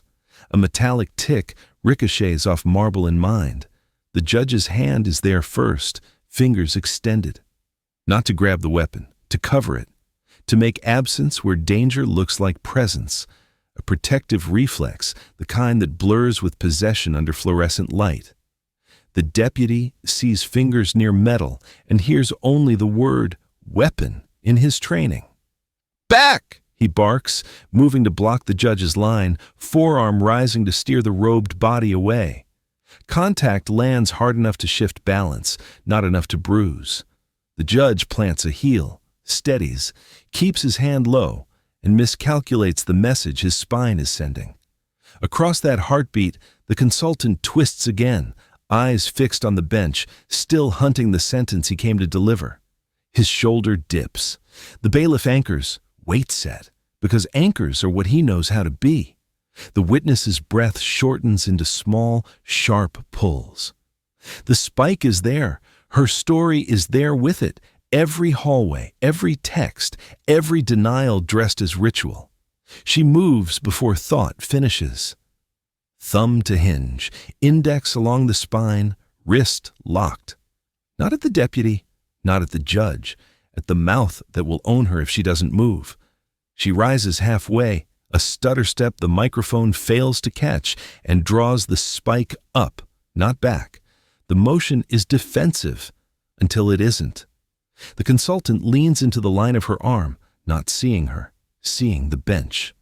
Velocity turns intent into contact. The slash is a line, not a flourish. Shallow by design, not by consequence.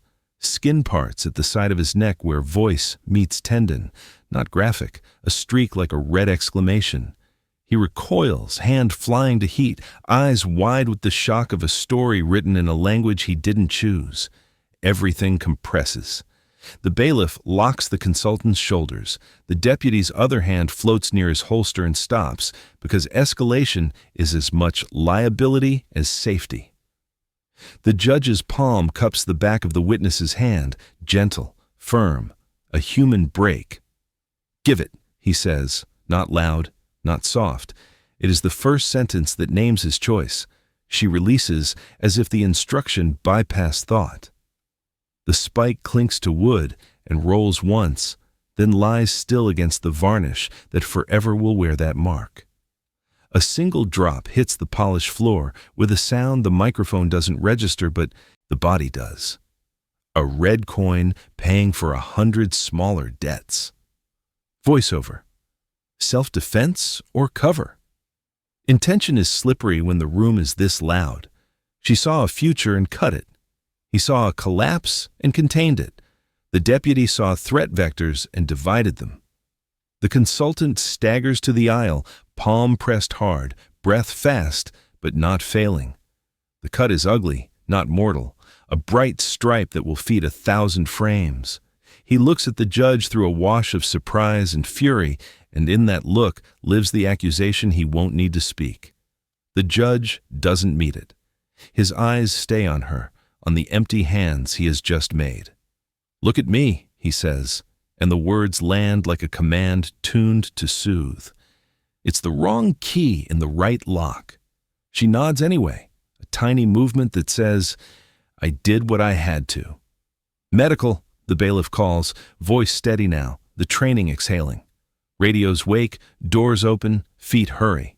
The gavel cracks twice, late punctuation to a sentence already etched. "Order," the judge says, to test whether the word still belongs to him. Cameras drink everything. The spike, the strip of red, the hand on her hand that held it a second ago and did not. The deputy's posture between bench and aisle. The consultant's ring, stilled. A small circle in a story that just tightened. Blood on polished floor. The judge's hand on hers. The frame is set. Silence arrives first, the kind that presses on eardrums. Then sound layers in, radios chirping, shoes scraping, the fast breath of people remembering oxygen. The gavel lands twice, a brittle metronome. "Order," he says, but order is now a theory. Medics thread through the aisle, red bags opening as they walk. The consultant sits, back to the rail, palm clamped to his neck, voice a rasp, trying to become a sentence. "I'm recording." It doesn't matter. Others are. He looks smaller with gauze at his throat, but smaller isn't safer. Smaller is sympathetic on camera. The witness's fingers tremble once, then lock straight at her sides. The spike is 2 feet away, a bright comma on polished wood. The judge lifts the gavel and doesn't bring it down. He pivots to her, voice pitched for obedience. "Look at me." It reads as command, not comfort. She does anyway because habit learned in private doesn't yield to public chaos. The bailiff's voice moves on rails. "Courtroom clear." "Now." Rows empty with a mix of stairs and reluctant steps. The press resists for a beat and then folds under the lieutenant's posture. Cameras don't leave. They adjust angles through glass and doorways. Public becomes a lens, not an audience. Voiceover. Self-defense or cover-up. Intention is the hinge. He will claim he contained a threat. She will claim she ended one. The consultant will claim an attack designed to silence his reveal. The frame chooses for them before statements do. Secure the weapon, the deputy says, and the word lifts eyebrows because the thing is small and the cut is shallow. Still, labels decide later fights. He lifts the spike with 2 fingers and drops it in a paper bag as if paper could keep meaning from leaking. The judge speaks to the clerk without moving his head. Mark the time. The request is habit dressed as control. She writes a number that will live in reports and storyboards. The gavel taps the block, softer. He cannot stop tapping. He is testing whether sound still equals power. The prosecutor steps near, palms open. Judge, we need the room sealed. He nods, already issuing the order to the lieutenant, who flips to a different tone on his radio. Doors thud. Locks click. Internal Affairs will own the air from here. The witness shakes once and then goes still, like she decided to be furniture. He says her name without title. Sit. It's the wrong verb.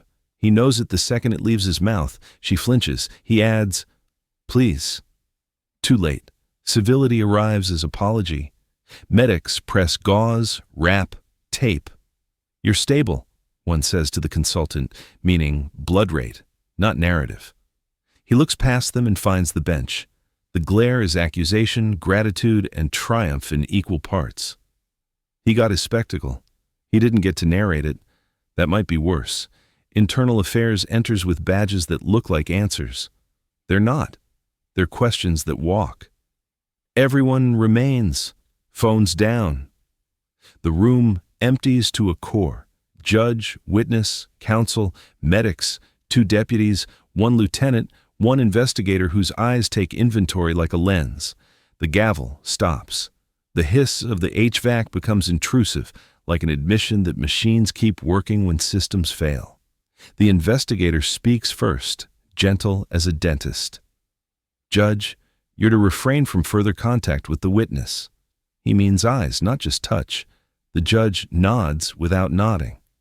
Understood. He doesn't move his gaze. That becomes its own violation on screen grabs later. A deputy asks, who touched the spike? The bailiff raises a hand. I bagged it. The judge says nothing. His palm still remembers the heat of her skin when he said, give it. That heat will be a paragraph in a report and a thesis in comments. The jury is sequestered before they can finish forming sentences in the hall. A marshal corrals them into a room with fruit trays and instructional optimism. Do not discuss. They will anyway, in head and pen. Mistrial seeds itself like mold in a damp box. Voiceover. The first clue was his composure. The last is his silence. He understands that words are now evidence. He chooses absence, thinking it's protection. Silence can be a confession if the room is listening for it. He orders, court is in recess. Cameras catch the line because cameras like endings. It won't end. The lieutenant posts at the door. The medics wheel the consultant past, gauze white, stripe red, phone in his free hand. He holds it like a mirror. Internal Affairs takes the center. We're locking the scene. Evidence techs snap photos of a floor that reflects a life at new angles. The spike in a bag, the scuff where it spun, the faint smear where fear met varnish. He tries one last tool. Procedure. Record everything. He wants transparency to wash him. The thing is, light doesn't clean, it reveals. He knows that. He asks for it anyway because asking sounds like leadership. The investigator turns to the witness. Ma'am, we'll need your hands. She offers them, palms up, wrists steady. They bag them in paper, gentler than it looks. She doesn't look at the judge. He doesn't deserve the glance. He gets it anyway, a reflex she will hate later. And in the back of the room, a camera's little red light keeps blinking, tireless, indifferent, patient, as if it knows that the real verdict just moved outside the judge's reach. They start with the floor, because floors don't lie. A tech kneels by the varnished plank where metal kissed wood, angles a scale, clicks twice. Another lifts a cotton swab to the thin smear that arcs like a question. Bags rustle. The spike sits in paper, tagged, sealed, waiting to be translated from object to narrative. Prints first. The tech powders the spike's folded body inside a plexiglass hood. Slow circles, light taps, a snowfall of gray. Partial ridges bloom, fragmented, usable, not clean. The voice you trust explains why. Panic stretches oils thin, pressure uneven, glove transfer contaminates. Enough to say who touched it, not enough to say when. Her prints ride the spine. A faint half curve at the hinge matches the judge's ring finger. He will say he covered it to stop harm. The print will agree with that and nothing else. Fiber next. They lift a thread from the pouch seam, deep blue, synthetic, matched to her coat under a hand lens. Transfer is mechanical truth. It puts the tool in the pouch and the pouch on her lap. Intent still hides behind the hinge. Keycard logs arrive like alibis that didn't rehearse. The lieutenant spreads printouts across the clerk's desk. Entries for chambers at hours no one will admit matter. Swipes that show after midnight with a badge tied to a staffer who claims sleep. The audit flags manual corrections, timestamps overwritten, gaps where there should be chatter. The profile you've built whispers the same sentence. Procedure is the mask. Edits are the face. They pull the chamber's camera feed. The file list is neat until it isn't. Blocks of hours read, corrupted, a word that always sounds too honest. The IT lead plugs in a drive, runs recovery. Ghost frames wobble into view, empty hall, empty door, and then a skip. You don't need bodies to see intent. You need absence where presence should live. The audit log shows user access from a terminal that shouldn't have admin rights. Someone gave the key to a consultant-shaped hole. Phones on the bench are artifacts now. The judge sets his device on a pad with the reluctance of a man unbuckling his seatbelt mid-flight. Screen dark, notifications buried behind discipline.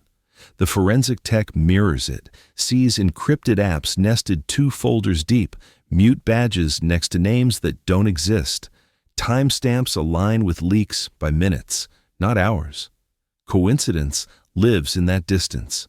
Motive likes proximity. Voiceover. The first clue was his composure. The last is his silence. He watches his own timeline reconstructed on a stranger's laptop and says nothing. Silence registers as control to him. To investigators, it registers as calculation. The lieutenant walks the path again. Bench step, rail edge, witness chair, the point where the spike spun, the angle of the consultant's lunge, the deputy's intercept. Laser dots bloom, mapping vectors across air. The diagram looks clean in a way memory never does. Clean helps reports. Clean hurts truth, when truth is messy on purpose. Who handled the pouch? The investigator asks without looking up. She answers, I did. No tremor now. Calm is a choice when panic is exhausted. Who placed the spike? I did. The room registers the admission. Motivation stays unspoken because words can harden into charges. Did he know? The investigator asks, eyes flicking to the bench. She looks at the judge, then away. Yes. It's a shard of certainty lodged in a soft story. He doesn't contest. He requests counsel instead, the ritual that turns questions into paperwork. The profile says, protect her, protect the verdict, protect himself, choose one. He chooses the rule that protects him. Across the desk, a tech flags a push notification in the device log, stairwell audio auto upload. A cloud service pinged at the exact minute two men argued beside steel and concrete. The fragment pops on a screen. I can have you arrested. I want your story. Offers, denials, the mirror. The room doesn't react out loud, but you can feel priorities rearrange. The leak now has provenance with a chain, not rumor dressed as spectacle. Chain of custody on the image? Another asks the reporter, now logged, badged, contained. Airdrop at lunch, device masked. XIF path reads, Chambers share. The investigator writes it again, as if spelling can shrink meaning. It doesn't. They bag her hands, photograph his sleeve, swab the rail for touch DNA that will confirm what eyes saw. They collect the folded note under the bench, do not escalate. His handwriting, self-addressed command. It will read like premeditation to some, like prudence to others. Intent is a mirror. It shows you your own bias. The chief judge arrives on a ripple of quiet authority and signs a suspension like a medical order. He steps back from the bench as if the wood burned him. He doesn't plead, he preserves. The witness is detained without cuffs, a kindness the cameras will argue about later. Voiceover. The mind as a locked box. They map the scratches on its lid. Composure. Silence. Edits at odd hours. A hand on a hand. It's not proof. It's pressure points. They walk him out one door and her out another. The jury sits in a room with fruit and instructions that feel insulting. The original case exhales into mistrial paperwork. Outside, the feed loops a scarlet line at a throat and a velvet pouch in a palm, and the institution learns what bloodless wounds look like. They split them, because separation turns narrative into data. Different rooms, different clocks, same questions sharpened to different points. She sits first. Paper cuffs on her hands, not restraints, evidence bags. A detective with a voice like a late-night radio host starts wide. Walk me through the moment you reach for the pouch. He offers coffee. She refuses.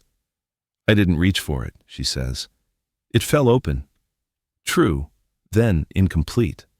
Truth often arrives in fragments when fear curated the memory. Why carry it into court? He keeps it neutral, like asking about the weather. For the locket, she answers, and her eyes flick once toward a camera dome. And the other? Silence stretches. He leaves it. Silence is a shape. Good interviewers let it outline the missing piece. She fills it. A compact spike, legal as far as I know. He nods, writes spike, not knife. Language is scaffolding. Purpose? She exhales. Protection. He waits. From who? The question lands like a fingerprint kit. From the consultant, she says. Then softer, from anyone who decides what happens to me without asking. It's not an admission. It's a thesis. Did the judge know you had it? He aims for motive through knowledge. She looks at the table's fake wood grain, finds a knot to anchor to. Yes. The syllable arrives like a weight dropped. When did he learn that? Before lunch, she says, and then retracts. Earlier. Backtracking maps need. He marks the slippage, not with a pen, but with a tiny pause. Tell me about pressure, she swallows. Third-party texts, threats to expose everything and the case. Anyone else? The room cools. I won't say he threatened me. That answer evades the question while addressing a different one. Subtext. He didn't need to threaten. Structure did it for him. He slides a printed transcript fragment across. Stairwell audio, partial. I can have you arrested, I want your story. She reads without touching. That's him? Yes, her voice doesn't crack, it hardens. I told him I was done being used. Past tense offers distance, it also pleads for context. So when the pouch opened? He reached, she says, meaning the consultant, but the pronoun floats loose, ready to be misread. And you cut him. I ended a threat. She won't call it assault. She won't call it defense. She names the function, not the category. Across the hall, a different tone. The judge sits with counsel and turns his gaze into a wall. Sir, investigator opens with process because process is his language.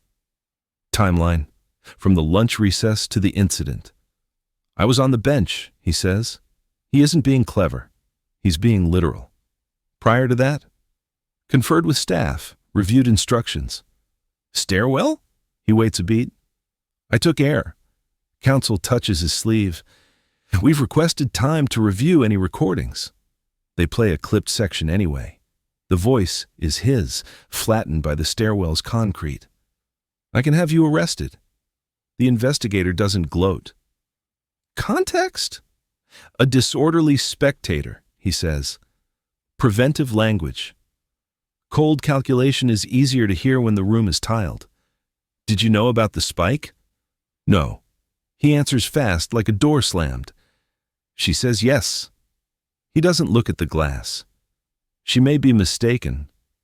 She says you gave her the locket as a reminder to persist. He quotes himself in paraphrase. She interpreted safety. The investigator lets the semantics hang between them like a legal pad. Did you touch the object? To remove it from reach. His print says yes. His reason turns yes into leadership. Why deny recusal after leak? Because a judge's duty doesn't yield to rumor. Who edited your chamber logs? I don't administer systems. Technical truth. Administrative denial. Did you meet the consultant before court? No. In the stairwell. He followed. I warned. He repackages pursuit and response to fit the robe. The detective pivots to motive. Protect her. Protect the verdict. Protect yourself. Choose one. Counsel leans forward. We're not addressing hypotheticals. The investigator smiles without warmth. We don't need hypotheticals. We have edits at odd hours. He slides photos of the audit flags, the ghost frames, the file path named for chambers. The judge doesn't flinch. Clerical anomalies. The phrase is an umbrella in a storm. It keeps you dry on paper. Back with her, the tone softens. Two versions, he says. Pressure from the consultant. Pressure from exposure. Which one cut? She closes her eyes to edit the tape behind them. Both, he nods. Contradictions map to need. He doesn't say hers. He means everyone's. Last question, he says. Did he know you might use it? She opens her eyes. He knew I wouldn't be quiet. It's not the answer he asked for. It's the answer she can live with. They end without resolution, which is how good interrogations end when cases move from fact to story. Outside, the stairwell audio surfaces online. Context becomes a comment section. Inside, notes stack. Future charges sharpen. Silence expands to fill the space where absolutes should be. Voiceover, the box is still locked. They rattled it. They marked the dents. The first clue was composure. The last is a choice he hasn't made yet. Confess to protect her, or deny, and let her carry it alone. Outside, language shifts faster than facts. Headlines drop the corruption case and grab the blood. Courtroom killing, judge at center. The feed loops the same 5 seconds. Velvet, glint, red, hand on hand. Commentators line up like jurors without oaths. The first frame is sympathy. A witness under threat acted. The second is suspicion. A judge guiding optics, not justice. The third is certainty, the kind that sells ad space. This was orchestrated theater. Each clip chooses its own villain and calls it clarity. By nightfall, panels convene. One voice leans on policy. Self-defense is a reasonable lens. Another drags motive into the light. Look at the stairwell audio. He bargains, then threatens. That's not neutral. A former prosecutor squints at the timeline. When did protection become proximity? No one says the word affair. Everyone implies it with a raised eyebrow. In the building across from the courthouse, the Ethics Commission unlocks a conference room and a camera. Emergency hearings, announced with the tone of triage. They aren't here to litigate the cut. They're here to triage legitimacy. The chair opens with a sentence that sounds like anesthesia. Public confidence is our client. It's true, and it's cold. The Attorney General's office doesn't speak. It watches. Charging decisions prefer distance. Distance keeps options elastic. Meanwhile, petitions multiply. Remove the judge, recuse the office, appoint a special counsel, protect the witness, sanction the consultant.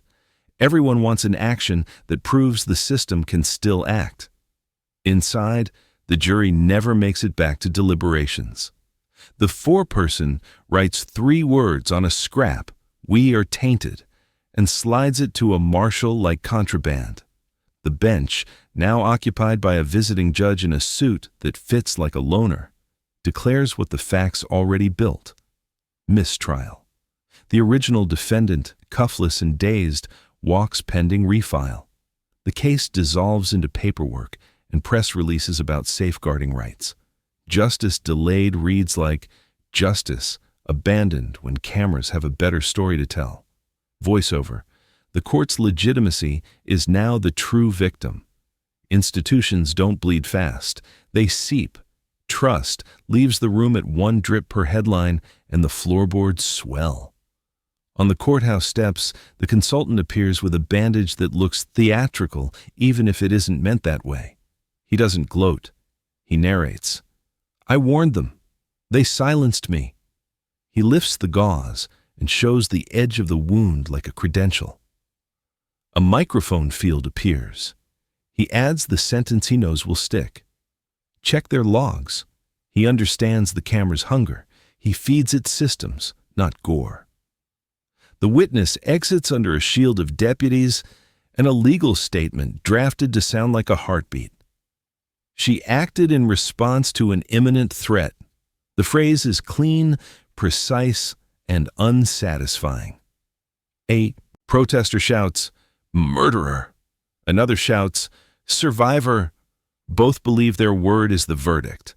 The judge does not take the steps. He releases a 3-line statement through counsel.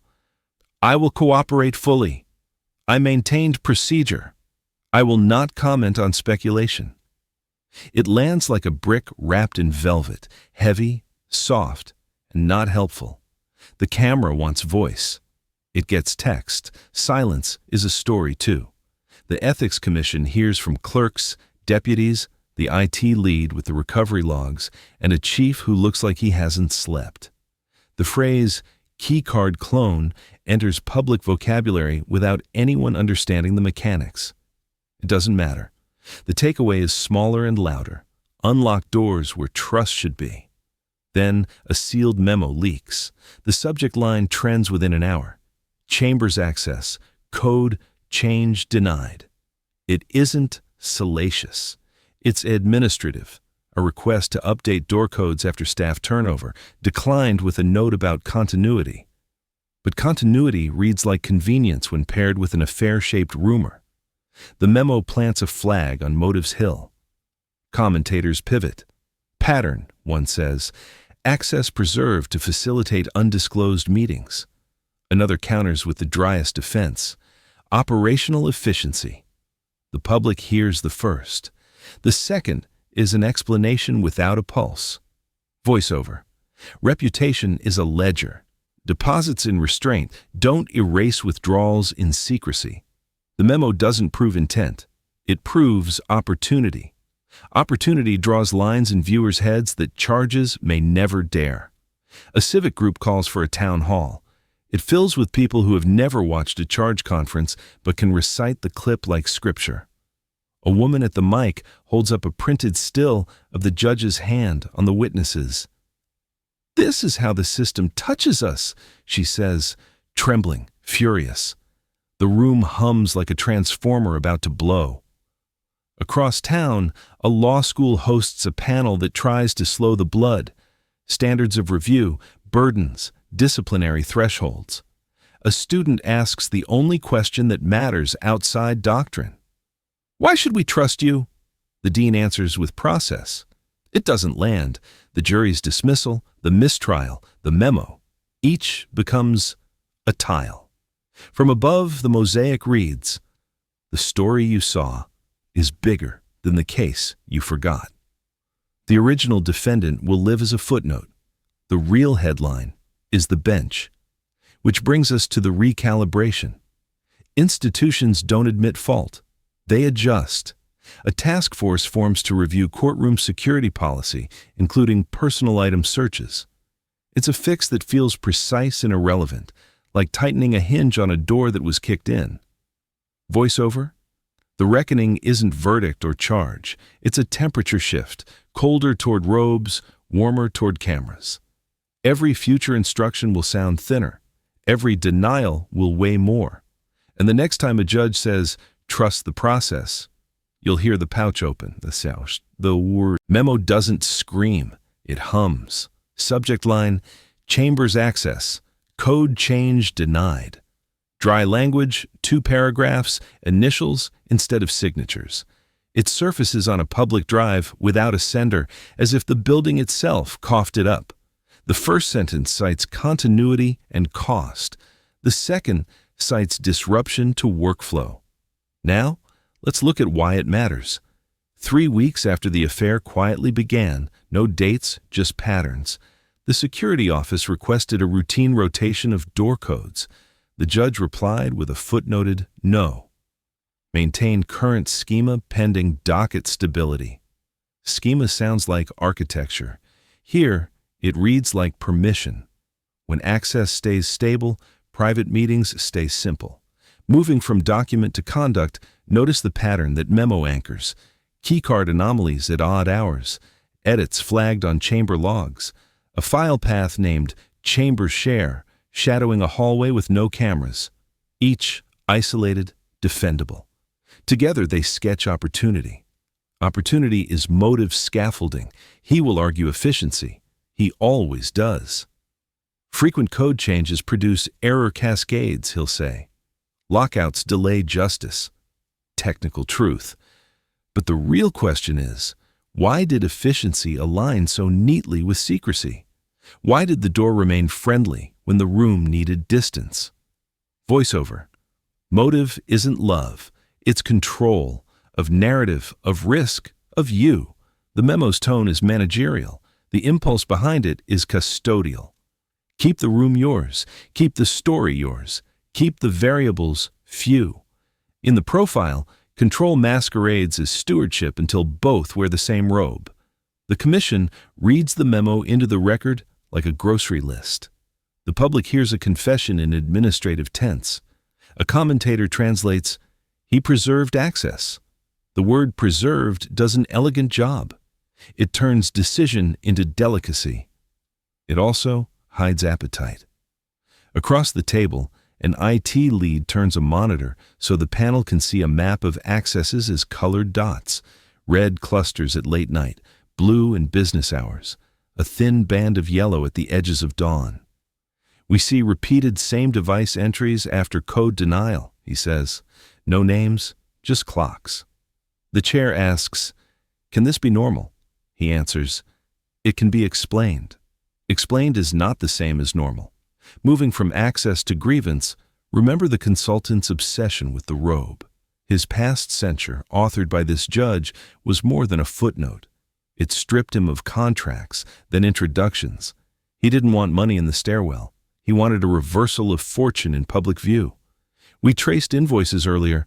Now the panel connects the dotted line. The censor's language reads like a verdict. He framed it as a scar. 2 trajectories collide here. One man's institutional standing, another man's hunger for a stage where authority must answer. A disciplinary historian offers context. Judicial discipline is designed to be surgical, she says. Minimal incision, maximal insulation. The censure followed the book. The result followed human nature. The consultant redirected his grievance into systems fluency. Learn the machine, find the cracks, force the robe to break cadence. And when that failed, force the crowd to watch the robe fail itself. Which brings us to the triangulation the grand jury likes: control at the bench, access at the door, pressure in the gallery. The memo supplies the door. The stairwell audio supplies pressure. The footage supplies the bench. You don't need a conspiracy to align those lines. You need a personality that believes rules are tools. His profile fits. He drafts, privately, a statement that never lands, admitting the affair, denying orchestration, owning the locket, rejecting the spike. It reads like a plea to a mirror. Counsel advises silence. Silence wins. Public loses clarity and fills it with intent. The panel pivots to the witness. Did the memo enable harm? No. Did it enable proximity? Yes. Proximity undercuts doctrine. Doctrine says distance protects decisions. The memo chose convenience over distance. That choice radiates through every frame the audience replays. A commissioner asks him a clean question. Would you do it differently now? He says, with hindsight, yes. Hindsight is a safe harbor. It accepts no liability. It admits a lesson without naming the teacher. The chair nods as if a principle has been affirmed. The room hears a dodge. Voiceover. The motive isn't a hidden romance. It's risk management dressed as duty. He controlled schedules, edits, access. She controlled one object when everything else controlled her. The consultant controlled the lens. The memo is the hinge that makes the door metaphor literal. A refused code change preserved a corridor where a locket could change hands and a hand could shape outcomes. Proof, not by statute. Persuasion, strong. The grand jury issues subpoenas for both devices. Deals whisper, then evaporate. No one wants to be the first to tell the whole story and the last to keep a life. In the end, the memo sits in exhibits like a small gray stone. Toss it in calm water and rings spread, keys, nights, edits, glances. Toss it in a storm and it vanishes under waves named scandal. The storm is still building. Prosecutors don't announce decisions, they test reactions. A meeting in a windowless room becomes the weather forecast for 2 lives. Charging options, the lead says, calm as a surgeon. Obstruction for the judge, negligent homicide for the witness. He lays them down like instruments on a tray. Clean metal, cold light. Counsel for the judge pushes back with doctrine. No corrupt act, protective reflex, absence of mens rea.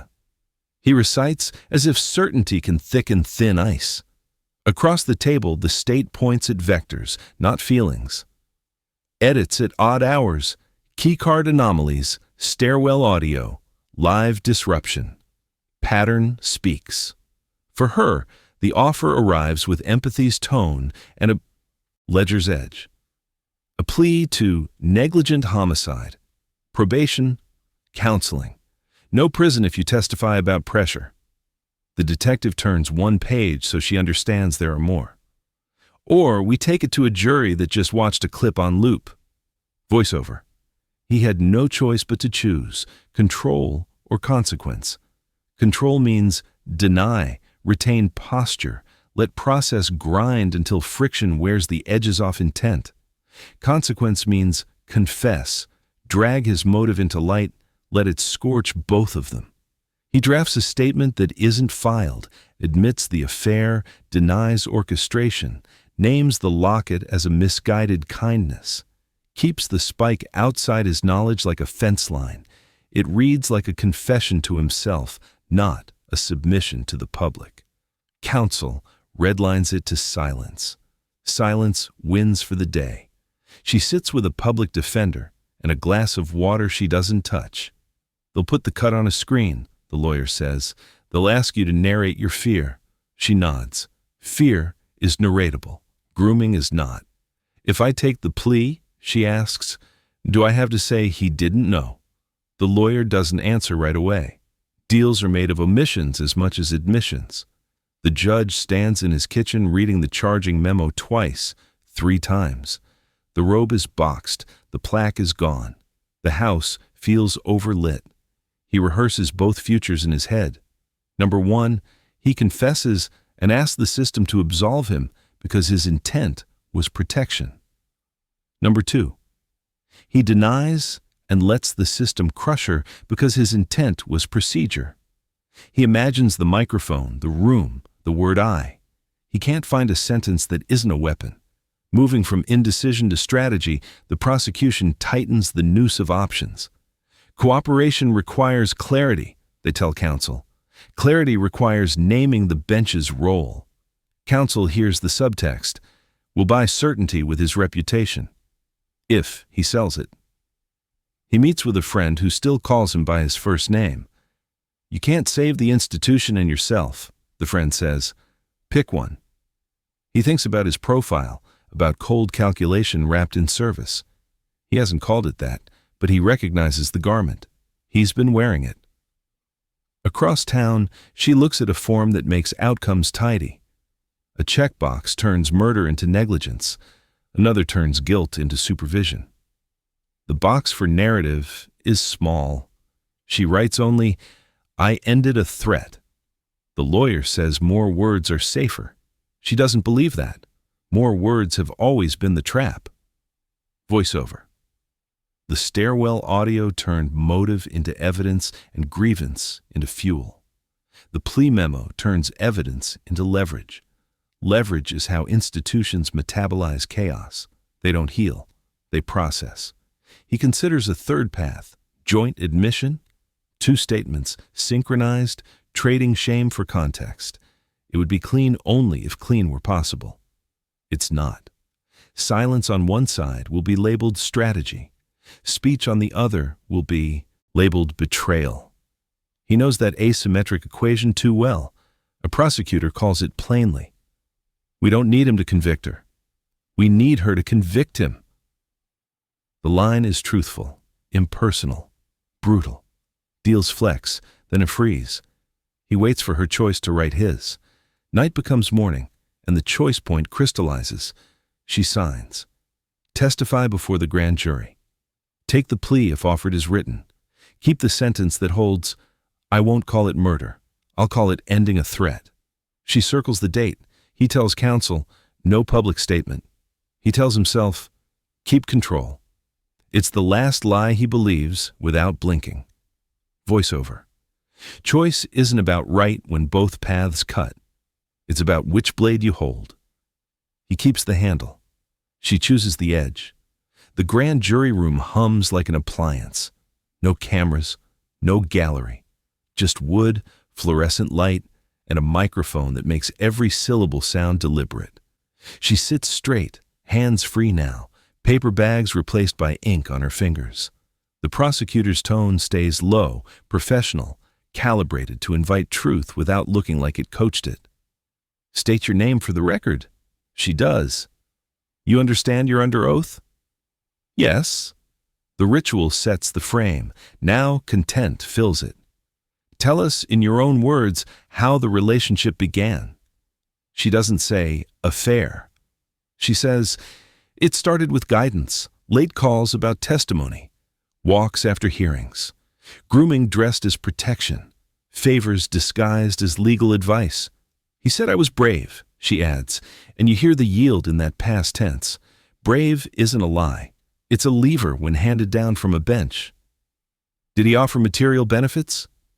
No. She won't feed a simpler crime. He offered proximity, access to what scared me.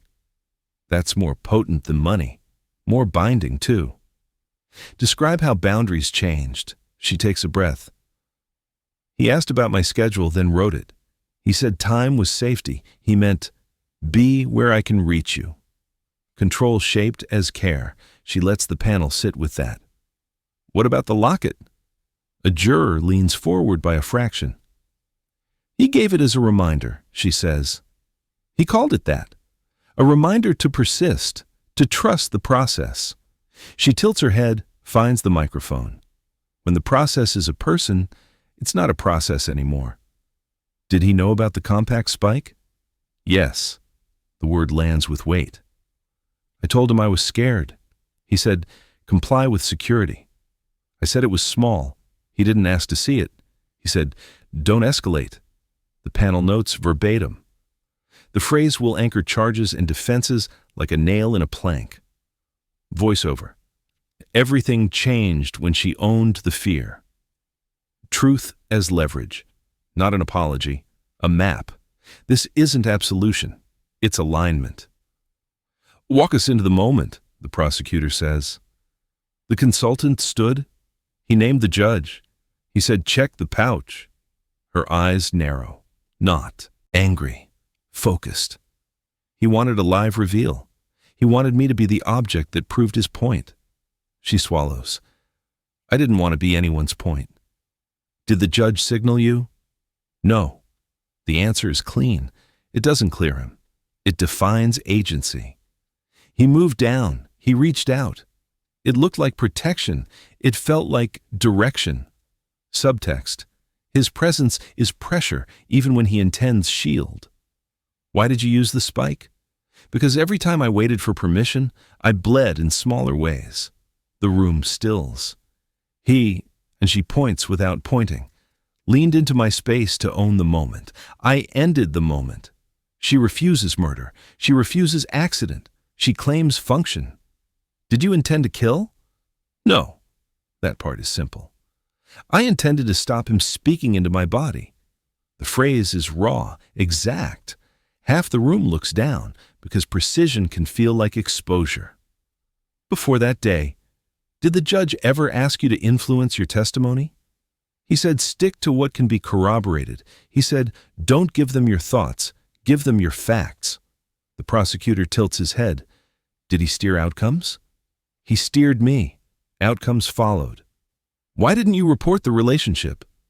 Because the room favors the robe. Because I believed he could keep me safe from the machine he runs. She pauses. Because shame sits in your throat until you do something louder. A juror clears his throat. The foreperson speaks, allowed a narrow lane. Did he know you might use the object? She searches for an honest line that doesn't hand them a rope. He knew I wouldn't be quiet. It answers what matters to her. It leaves the statute to the lawyers. On the stairwell audio, he says, I can have you arrested, the prosecutor notes. How did you hear that? As a man used to consequence speaking its language. And the consultant?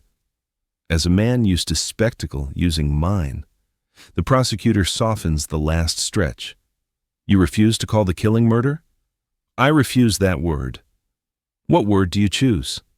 Ending a threat. He nods, not agreeing, just recording.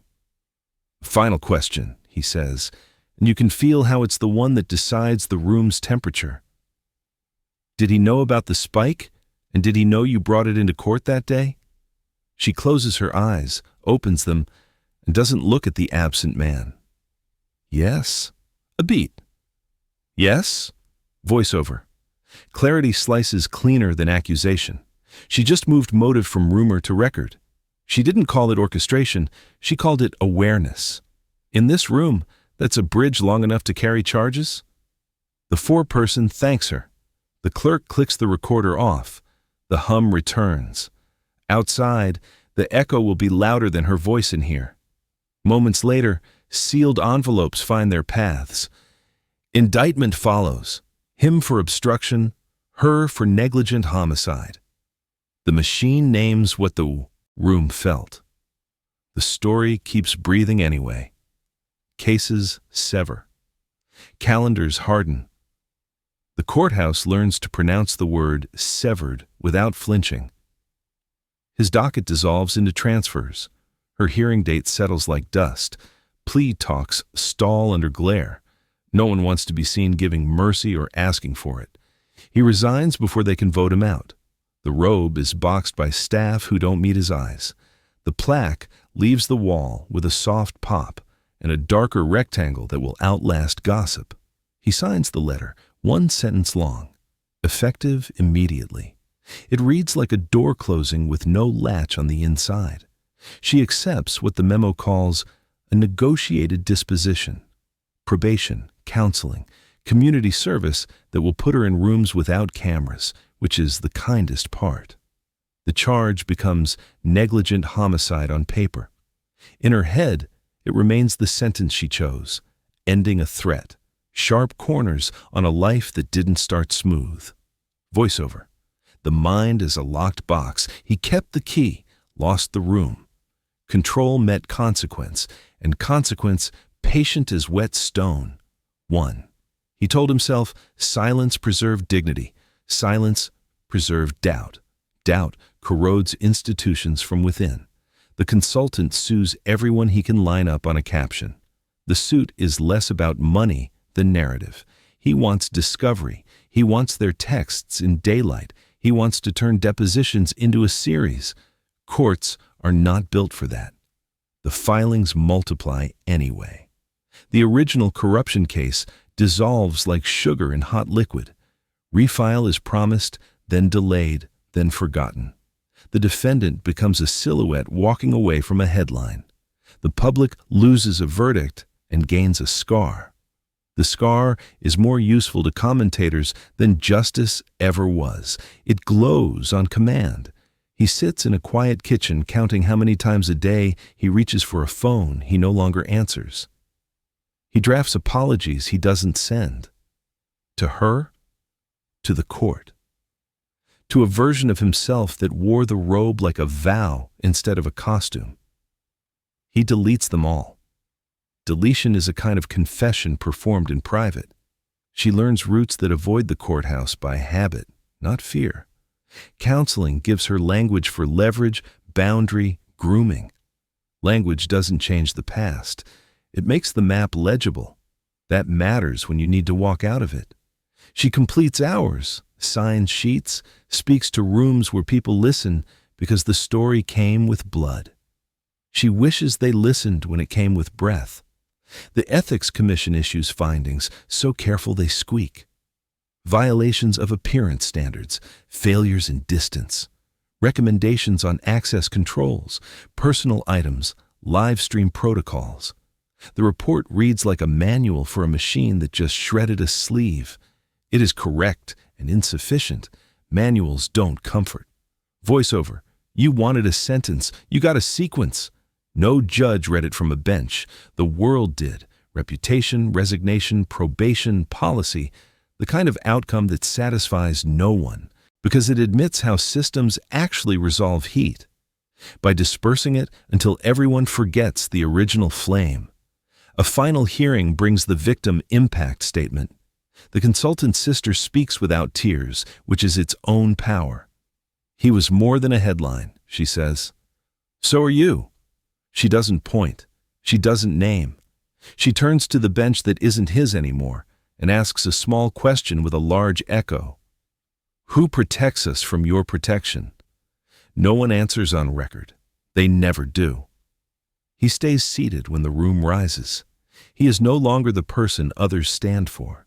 He feels the absence like a verdict. She steps outside into air that doesn't taste like marble dust. Freedom is smaller than she imagined. It fits in a day, not a life. Voiceover. The sentence that never came was the one you wanted to hear. Guilt, time, absolution. Instead, the story ended in policy and probation. Consider what that tells you about motive's half-life. It lingers longer than punishment ever can. The courtroom sits empty. A single scuffed crescent where the spike spun, overhead camera still blinking red like a patient heartbeat. Consider this. The profile was never about romance. It was control wearing a smile. If you want more deep dives into the criminal mind, subscribe now. Let me know in the comments. What psychological flaw led to this downfall? Watch the next story where motive wins and method fails.